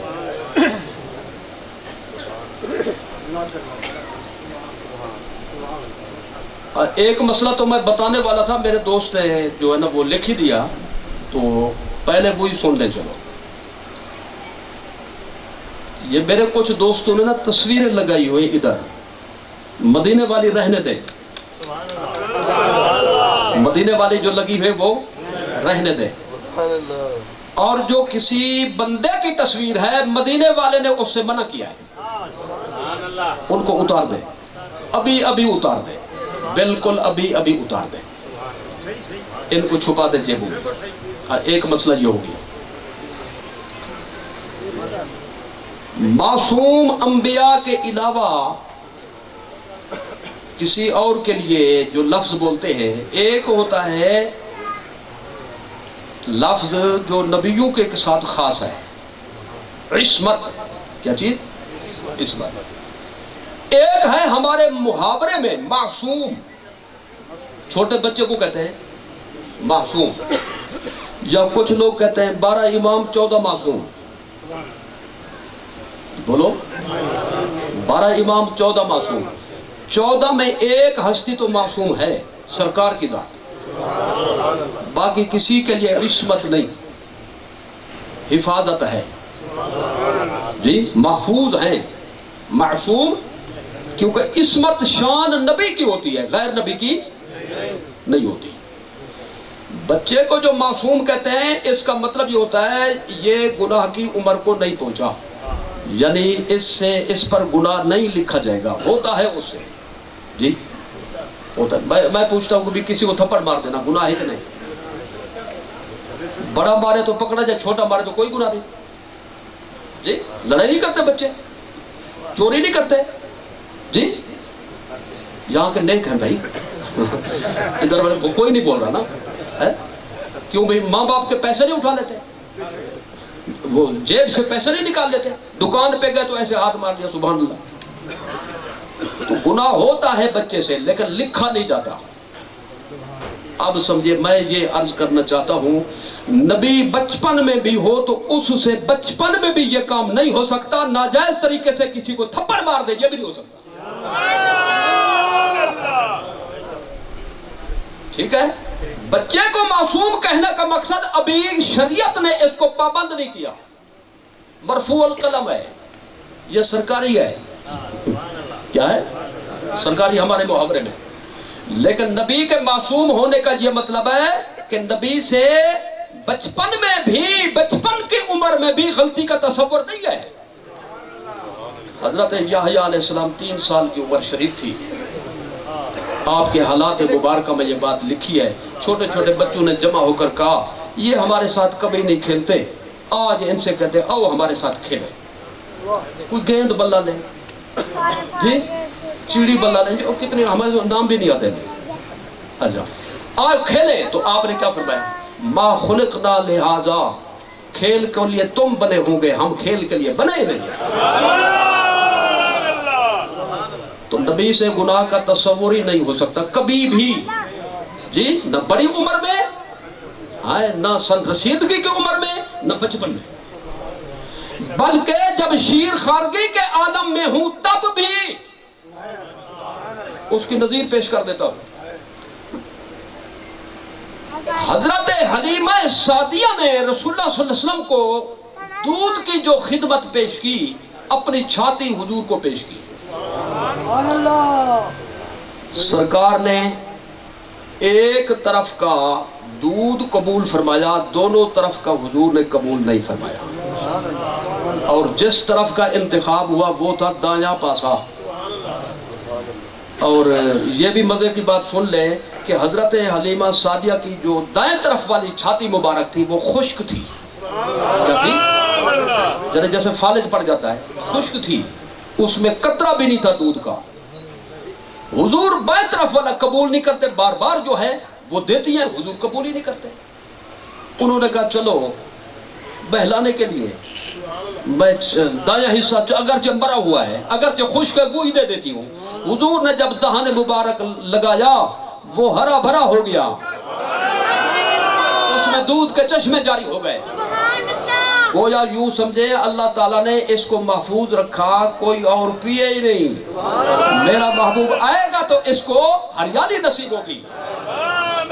تو رسول اللہ صلی اللہ علیہ وسلم نے ایک طرف کا انتخاب کیوں فرمایا, دونوں طرف کا آپ نے نوش کیوں نہیں فرمایا؟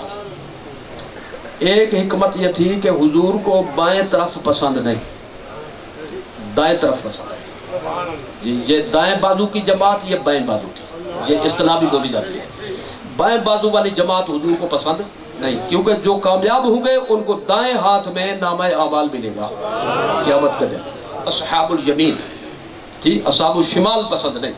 اس لیے سرکار کوشش فرماتے تھے, کوشش کیا بلکہ اہتمام فرماتے تھے کہ جو بھی کام کرنا دو پاسے ہوں تو حضور نے دائیں پاسے کو اختیار فرمانا. کان یحب التیامن فی کل شیء حتی التنعل والترجل, حتیٰ کہ نالین شریفین جب زیب قدم فرماتے پہلے دایاں پھر بایاں. کنگھا مبارک جب کرتے تو پہلے دائیں طرف پھر بائیں طرف. تو حضور کو دائیں طرف اس لیے پسند تھا کہ حضور چاہتے ہیں میرے غلام دائیں بنے بائیں نہ بنے, ان کو نامہ اعمال ملے دائیں ہاتھ میں, کامیاب ہوں, ناکامی سے بچ جائے. اور دوسری بات یہ ہے کہ لِعِلْمِهِ شَرِيكًا لَهُ, لِعِلْمِهِ شَرِيكًا لَهُ قَدْ عَلِمَ أَنَّ لَهُ شَرِيكًا فِي الرَّضَاعَةِ. ابن جوزی, امام سیوطی, امام ابن سبو اور بے شمار ائمہ اسلام, انہوں نے یہ لکھا کہ حضرت حلیمہ کا دودھ پیتا بچہ بھی تھا چھوٹا, جو دودھ شریک بھائی کہلائے رشتے میں. تو اللہ تعالیٰ نے فرمایا میرے محبوب یہ دوسرا بچہ بھی ساتھ ہے, دونوں طرف کا دودھ نہیں پینا. کوئی یہ نہ سمجھے حق تلفی کر دی, بلکہ ابھی سے کہہ دو کہ ہم حق والوں کو ان کا حق دلانے والے ہیں, حق تلفی کرنے والے نہیں. تو شیر خارگی کے عالم میں بھی نبی معصوم ہوتا ہے, غلطی سے پاک ہوتا. یہ ہو گئی جی بات اس کی معصوم کی. اور تصویر کی بات تھی وہ میں نے بیان کر دی اور میرے دوستوں نے اتار بھی دی. جو بعد میں جاگے ہیں نا تو ان کو میں کہہ رہا ہوں وہ بھی اتار دیں.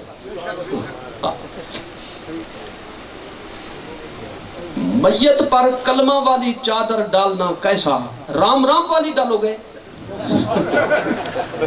اور یہی کلمہ تو ہے جو بندے کا بیڑا پار کرتا ہے. برکت ہے برکت, تبرک ہے تبرک جی, اس کے روحانی اثرات ہیں اثرات. تو اوپر ڈالیں, سینے پر رکھیں, ساتھ پڑھیں جی, یہ سارا کچھ مطلوب ہے. اچھا یہ بات کہ بھئی اوپر ڈالیں تو یہ بات ذہن نشین ہو کہ پاؤں پر نہ ڈالیں. کلمہ شریف کا احترام ہونا چاہیے. تو ڈالنے میں تو کوئی پابندی نہیں ہے جی. اور اس حوالے سے کلمہ شریف اگر میں پوچھتا ہوں جو تعویذ آپ لے جاتے ہو, تعویذ تھوڑا سا لکھا لپیٹ کر گلے میں ڈال دیا, اس کا اثر ہوتا ہے؟ بولو. تو یہ کلمہ تعویذ سے بڑھ کر ہے, کلمہ تعویذ سے بڑھ کر ہے. جب اوپر رکھا ہے تو خدا کی رحمت اتر رہی ہے, بات شرط ہے کہ رحمت کا مستحق ہو. البتہ جن کو تکلیف ہوتی ہے نا ان پر نہ ڈالو, ان پر نہ ڈالو. میں نے وہ کتاب میں پڑھا کہ بھئی ایک بندے کا باپ فوت ہو گیا تو اس نے قرآن شریف کے حفاظ کو اس کی قبر پہ بٹھا دیا. حافظ صاحبان ختم کرتے ہو, میں تمہاری خدمت کرتا ہوں گا. باپ تھا بےمان, یعنی مسلمان نہیں تھا. تو وہ پہلی رات اپنے بیٹے کے پاس آ گیا, کہنے لگا میرے ساتھ کیوں ظلم کیا تم نے. اس نے کہا میں نے تو بخشانے کا پروگرام بنا بھائی قرآن پڑھیں گے تو رحمت اترے گی تو او پترا میں تو ہم بےمان اے حافظ پڑھ دے ایک آیت تے فرشتہ ڈنڈ کا چاہتے برے دے ایک کو کیوں نہ بنے دا وہ دوسری پڑھتا ہے تو دوسرا ڈنڈا لگتا ہے مجھے اس کو کیوں نہیں مانا تھا اللہ دا نام میرے کو بچا تو جن کو بھائی کلمہ سے قرآن سے ڈنڈے لگتے ہیں نا ان کو بچاؤ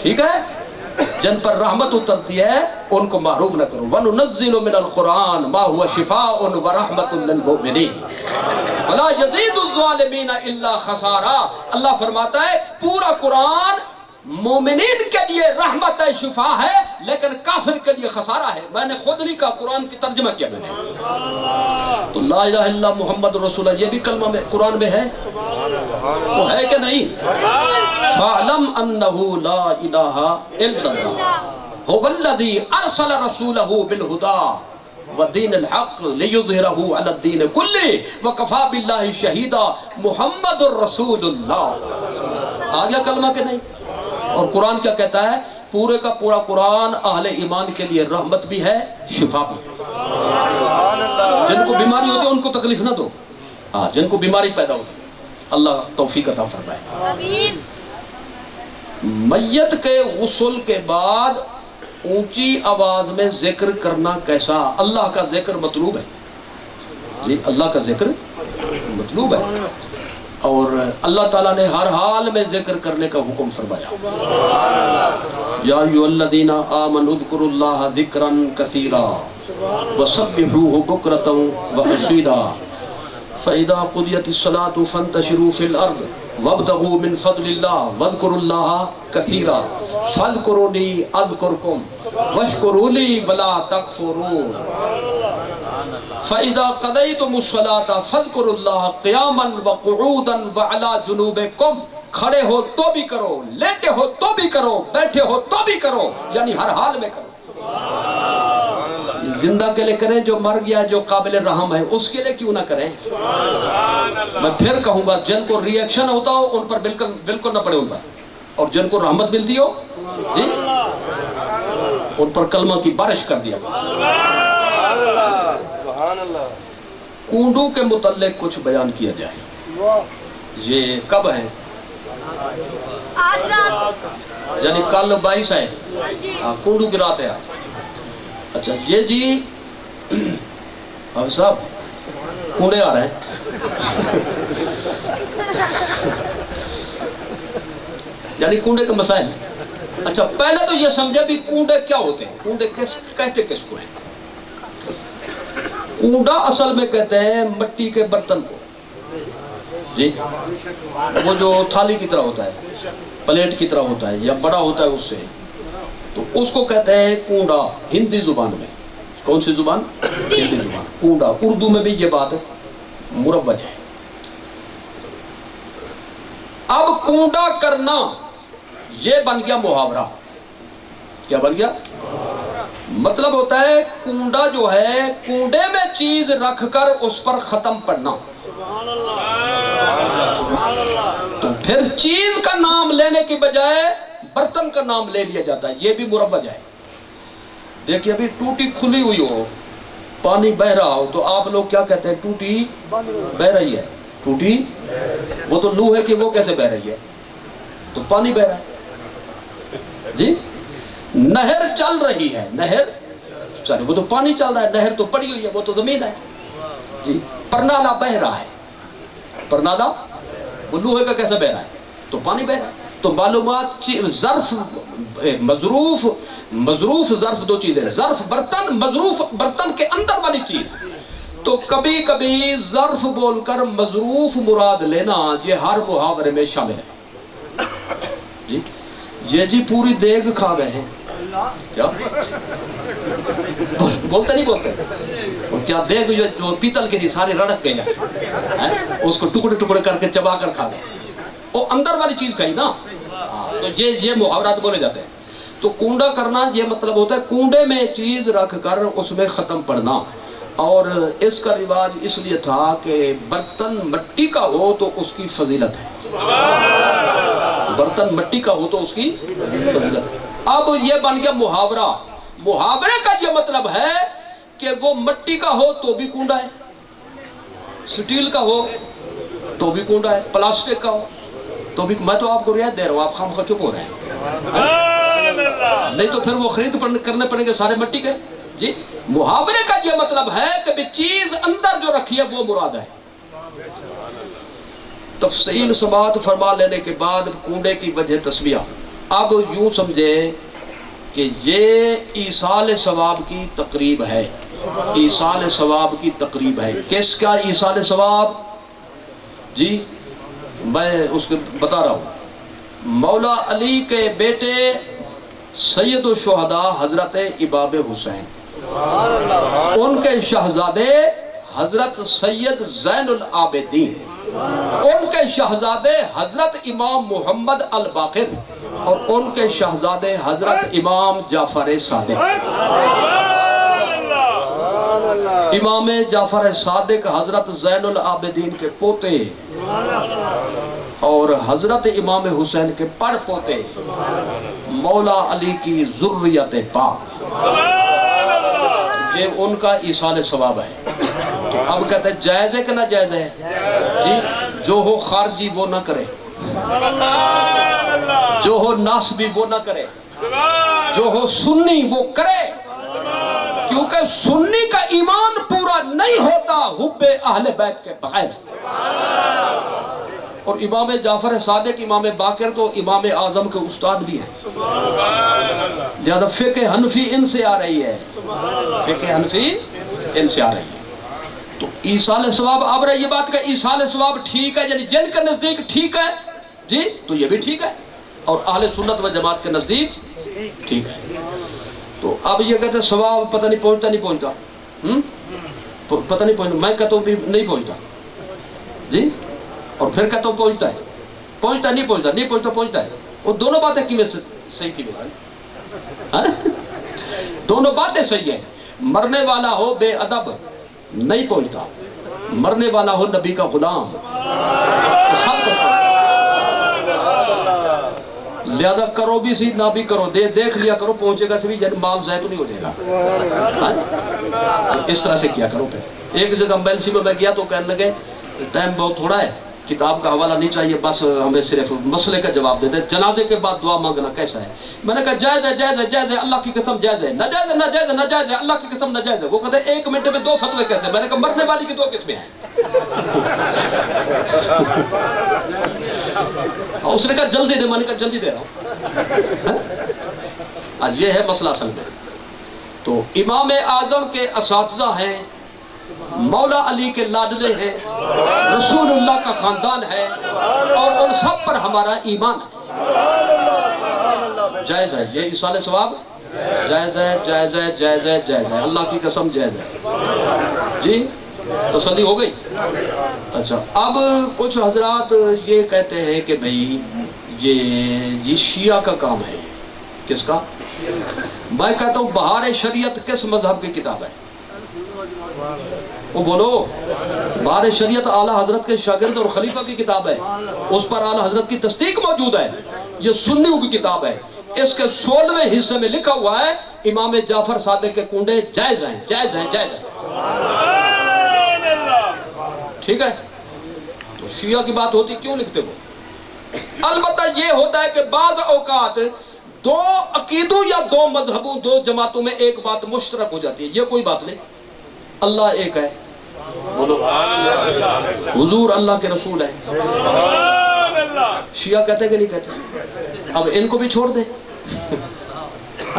یہ بھی ہمیں چھوڑ دیں شیعہ جو کہتے ہیں. اور خدا کے بندے کچھ لحاظ کرو, تم چھوڑ دو, ہم کیوں چھوڑیں؟ کیونکہ اصول تمہارے ہمارے نہیں ہیں. اچھا اب یہ کہتے ہیں کہ بھئی یہ بتا دیں کہ بھئی اس میں یہ ایک کہانی پڑھتے ہیں یہاں پہ اس موقع پر, یہ فضول باتیں ہیں جی. 10 بیویوں کی کہانی, 10 بیویوں کا معجزہ, اس نام سے ایک کتاب ملتی ہے, رسالہ ملتا ہے بازار میں, اس کو کچھ لوگ پڑھتے ہیں. وہ ہماری کتاب نہیں, اہل سنت کے مسلک کی نہیں, اس کو نہیں پڑھنا. اور کچھ لوگ کہتے ہیں کہ بھی سورج نکلنے سے پہلے پہلے تقسیم کر کے کھا جاؤ، باہر نہ نکالو، مرد کھائیں عورتیں نہ کھائیں. جو یہ کہتے ہیں ان کے فیصلے ہیں، سنی مسلک کا فیصلہ نہیں ہے. رات میں بھی جائز، دن میں بھی جائز، سورج کے اجالے میں بھی جائز، رات کے اندھیرے میں بھی جائز، ہر حوالے جائز. مرد کھائیں تو بھی جائز، عورتیں کھائیں تو بھی جائز. تبرک جو ہوا، تبرک مردوں کے لیے ہوتا ہے، عورتوں کو محروم کرو گے. اچھا ایک صاحب کہنے لگے امام جعفر صادق کی نہ وفات نہ اس میں ولادت، پھر 22 رجب کیوں؟ 22 رجب کیوں؟ کیونکہ 22 رجب امام جعفر صادق کی ولادت کی تاریخ نہیں ہے اور نہ ہی وفات کی تاریخ ہے. میں کہتا ہوں جو بات سمجھنا ہے اس کو سمجھنا ضروری ہوتا ہے. لکھنے والے کا قصور نہیں ہوتا، غلط پڑھنے سمجھنے والے کا قصور سمجھا جاتا ہے. ایک بندہ ٹرک کے نیچے آ گیا جی، اٹھا کر لے گئے ہاسپٹل میں، طبی امداد اس کو مہیا کی، ہوش آ گیا، اس کو بچ گیا. ڈاکٹر صاحب نے کہا کہ وہ ہٹا گٹا ہے تو، اتنا صحت مند ہے، عقل مند ہے، تو ٹرک کے نیچے کیسے آ گیا؟ کہتا ہے کہ بھائی میں اس لیے آ گیا کہ بھائی دیکھ تو رہا تھا لیکن ٹرک کے اوپر لکھا ہوا تھا تسی لنگ جاؤ ساری خیر ہے.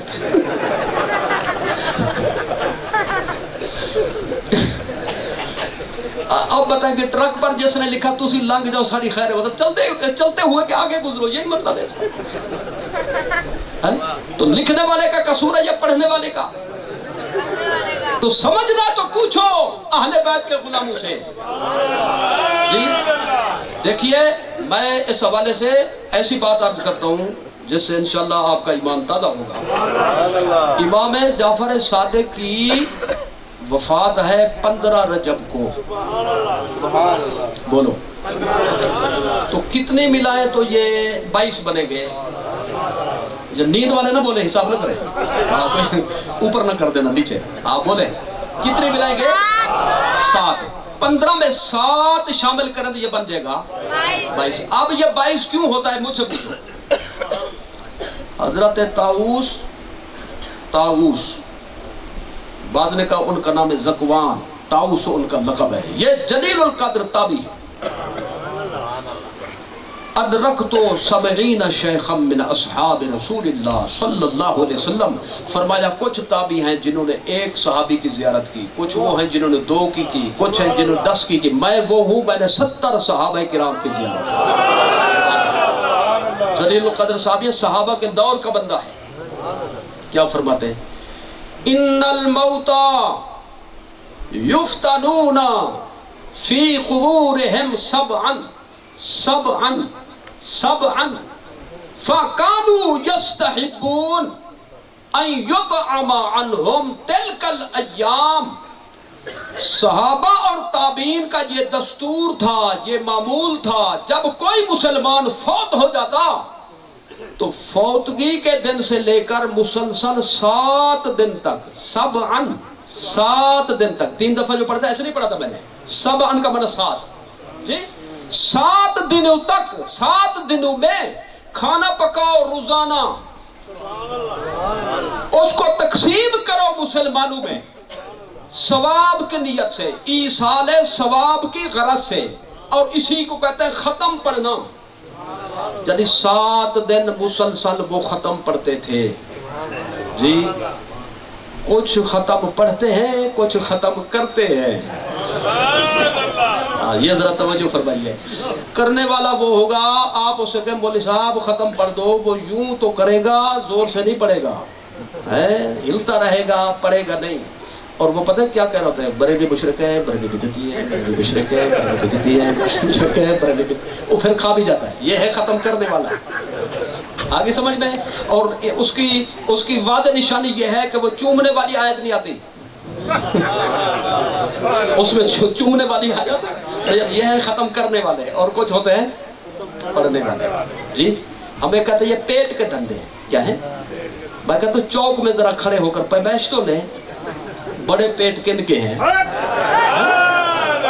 کیونکہ ہمیں پڑھنے والے، یہ ہے کرنے والے، ختم کرنے والے.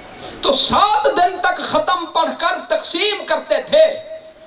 میں کہتا ہوں 15 کے اندر 7 کو شامل کرو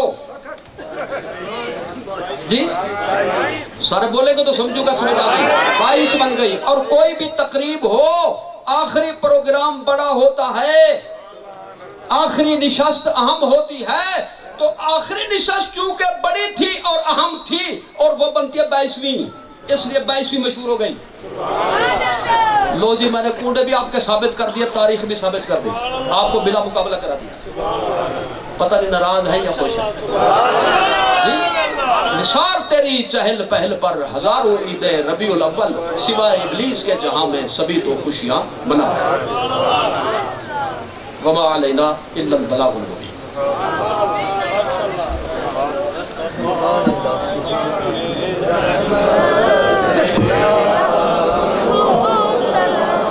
شمائے بز میں ہدایت پہ لاکھوں سلام، فرق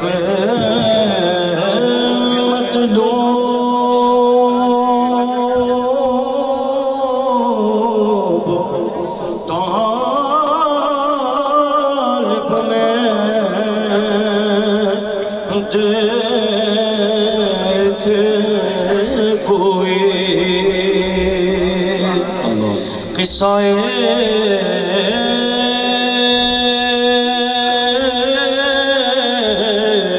تو معراج سمجھے کوئی بے ہوش جلووں میں گم ہے کوئی، کس کو دیکھو یہ موسیٰ سے پوچھے کوئی، آنکھ والوں کی ہمت پہ لاکھوں سلام، مصطفیٰ رانے رحمت پہ لاکھوں سلام، شمع بز میں ہدایت پہ لاکھوں سلام، وہ ہمارے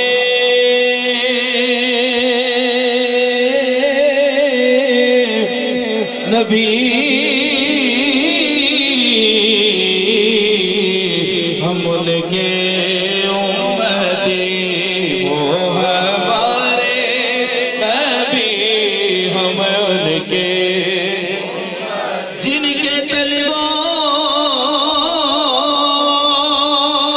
کے بوسے لیے عرش نے، وہ ہمارے نبی، ہم ان کے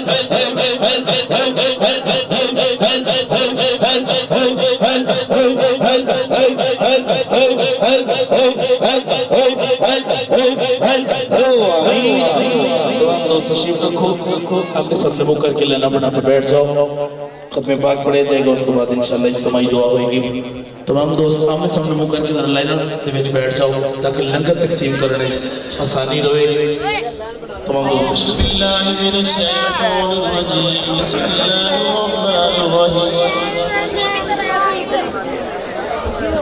لقد جاءكم رسول من أنفسكم عزيز عليه ما عنتم حريص عليكم بالمؤمنين رؤوف رحيم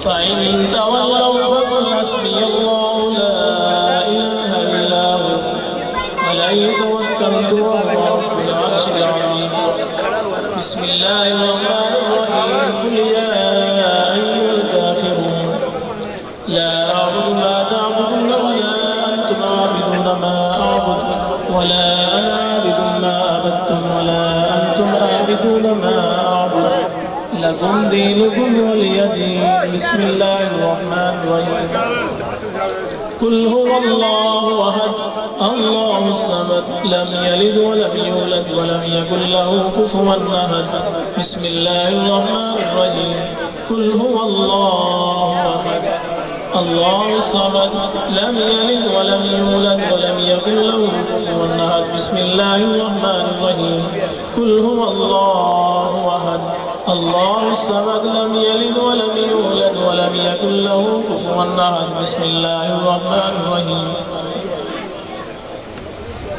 قل أعوذ برب الفلق من شر ما خلق ومن شر غاسق إذا وقب ومن شر النفاثات في العقد ومن شر حاسد إذا حسد بسم الله الرحمن الرحيم قل أعوذ برب الناس ملك الناس إله الناس من شر الوسواس الخناس الذي يوسوس في صدور الناس من الجنة والناس بسم الله الرحمن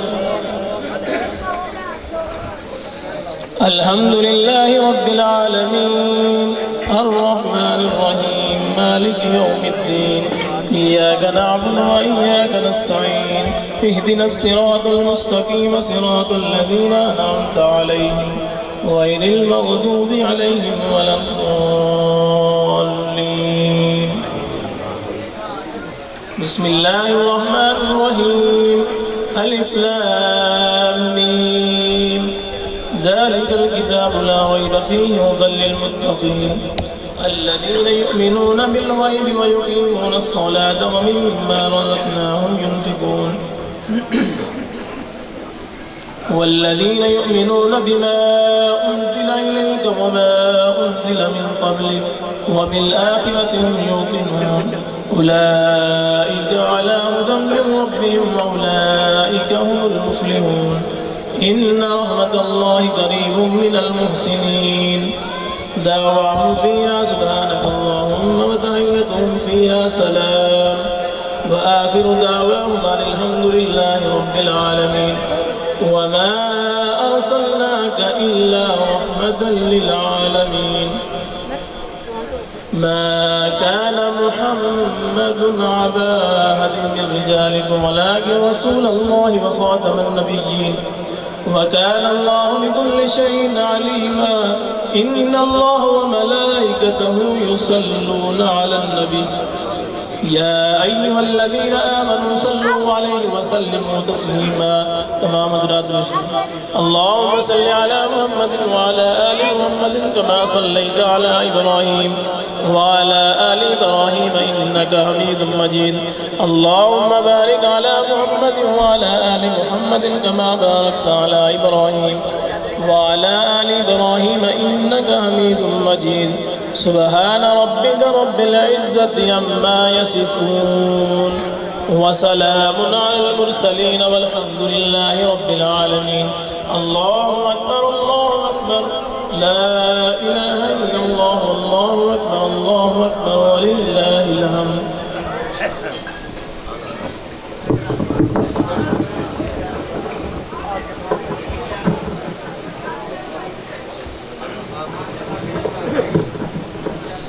اللهم صل وسلم وبارك على حبيبك وآله وصحبه أجمعين عدد خلقك ورضاء نفسك وزنة عرشك ومداد كلماتك. اس محفل میں جس قدر جس صورت میں جتنی نیکی کی گئی ہے اللہ تعالیٰ سب کو شرف قبولیت عطا فرمائے، سب کا ثواب اپنے محبوب کریم سید عالم صلی اللہ تعالیٰ علیہ وسلم کی بارگاہ اقدس میں پہنچائے. سرکار کے توسط سے جملہ انبیاء و مرسلین علیہ السلام، جملہ صحابہ کرام، جملہ اہل بیت عظام، تابعین کرام، اتباع تابعین کرام، ائمہ مجتہدین، فقہاء محدثین، متکلمین اسلام، جملہ مشایخ سلسلہ، مشایخ فقہ، مشایخ حدیث، جملہ مومنین مومنات، المسلمین المسلمات، الاحیاء منہم والاموات، سب کی ارواح طیبہ پہنچے. اللہ تعالیٰ اس محفل کو قبول فرمائے. جس مقصد خیر کے لیے بانیان محفل منعقد کی اللہ تعالیٰ اس میں ان کو سرخرو فرمائے. جتنے حضرات دست بدعا ہیں، بزرگ ہیں، جوان ہیں، بچے ہیں، اللہ تعالیٰ سب کے حسب حال، سب کے حسب حاجات فضل و کرم فرمائے، سب کی مشکلیں آسان فرمائے، پریشانیاں دور فرمائے، مقاصد حسنہ میں کامیابی عطا فرمائے، بیماروں کو شفا عطا فرمائے، مقروضین کو قرضوں سے نجات عطا فرمائے، بے اولادوں کو نیک اولاد عطا فرمائے، بے روزگاروں کے لیے رزق حلال کے دروازے کشادہ فرمائے. جو برسر روزگار ہیں اللہ تعالیٰ ان کے رزق حلال میں برکتیں وسعتیں عطا فرمائے، بے نمازوں کو نمازی بنائے.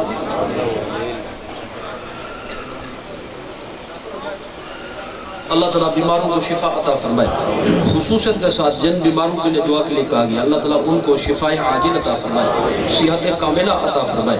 اللہ تعالیٰ بے نمازوں کو نمازی بنا دے، بے ہدایتوں کو ہدایت عطا فرمائے، اپنے محبوب کی سچی محبت عطا فرمائے، کامل اتباع و اطاعت کی توفیق عطا فرمائے، عالم اسلام کی مدد فرمائے، حرمین طیبین کی حفاظت فرمائے، پاکستان کو استحکام عطا فرمائے، مسلک اہل سنت کو فروغ عطا فرمائے، اہل مسلک کی جملہ پریشانیاں دور فرمائے، ہم سب کی زندگی اسلام پر رکھے، ہم سب کا خاتمہ ایمان پر فرمائے، وقت موت کلمہ طیبہ نصیب فرمائے، روز محشر اپنے محبوب کی زیارت شفاعت معیت نصیب فرمائے. ہم سب کی یہ دعائیں اپنی بارگاہ میں قبول فرمائے. صلی اللہ علی حبیبہ و خیر خلقہ. سید ظفر شاہ صاحب بیمار ہیں، اللہ تعالیٰ ان کو شفا عطا فرمائے.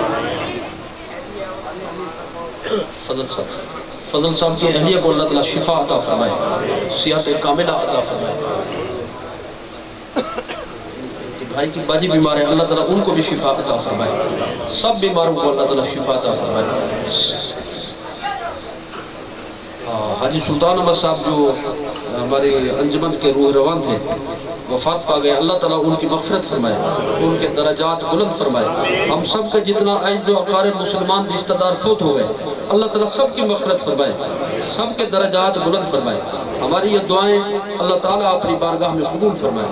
ربنا تقبل منا انك انت السميع العليم وتب علينا انك انت التواب الرحيم.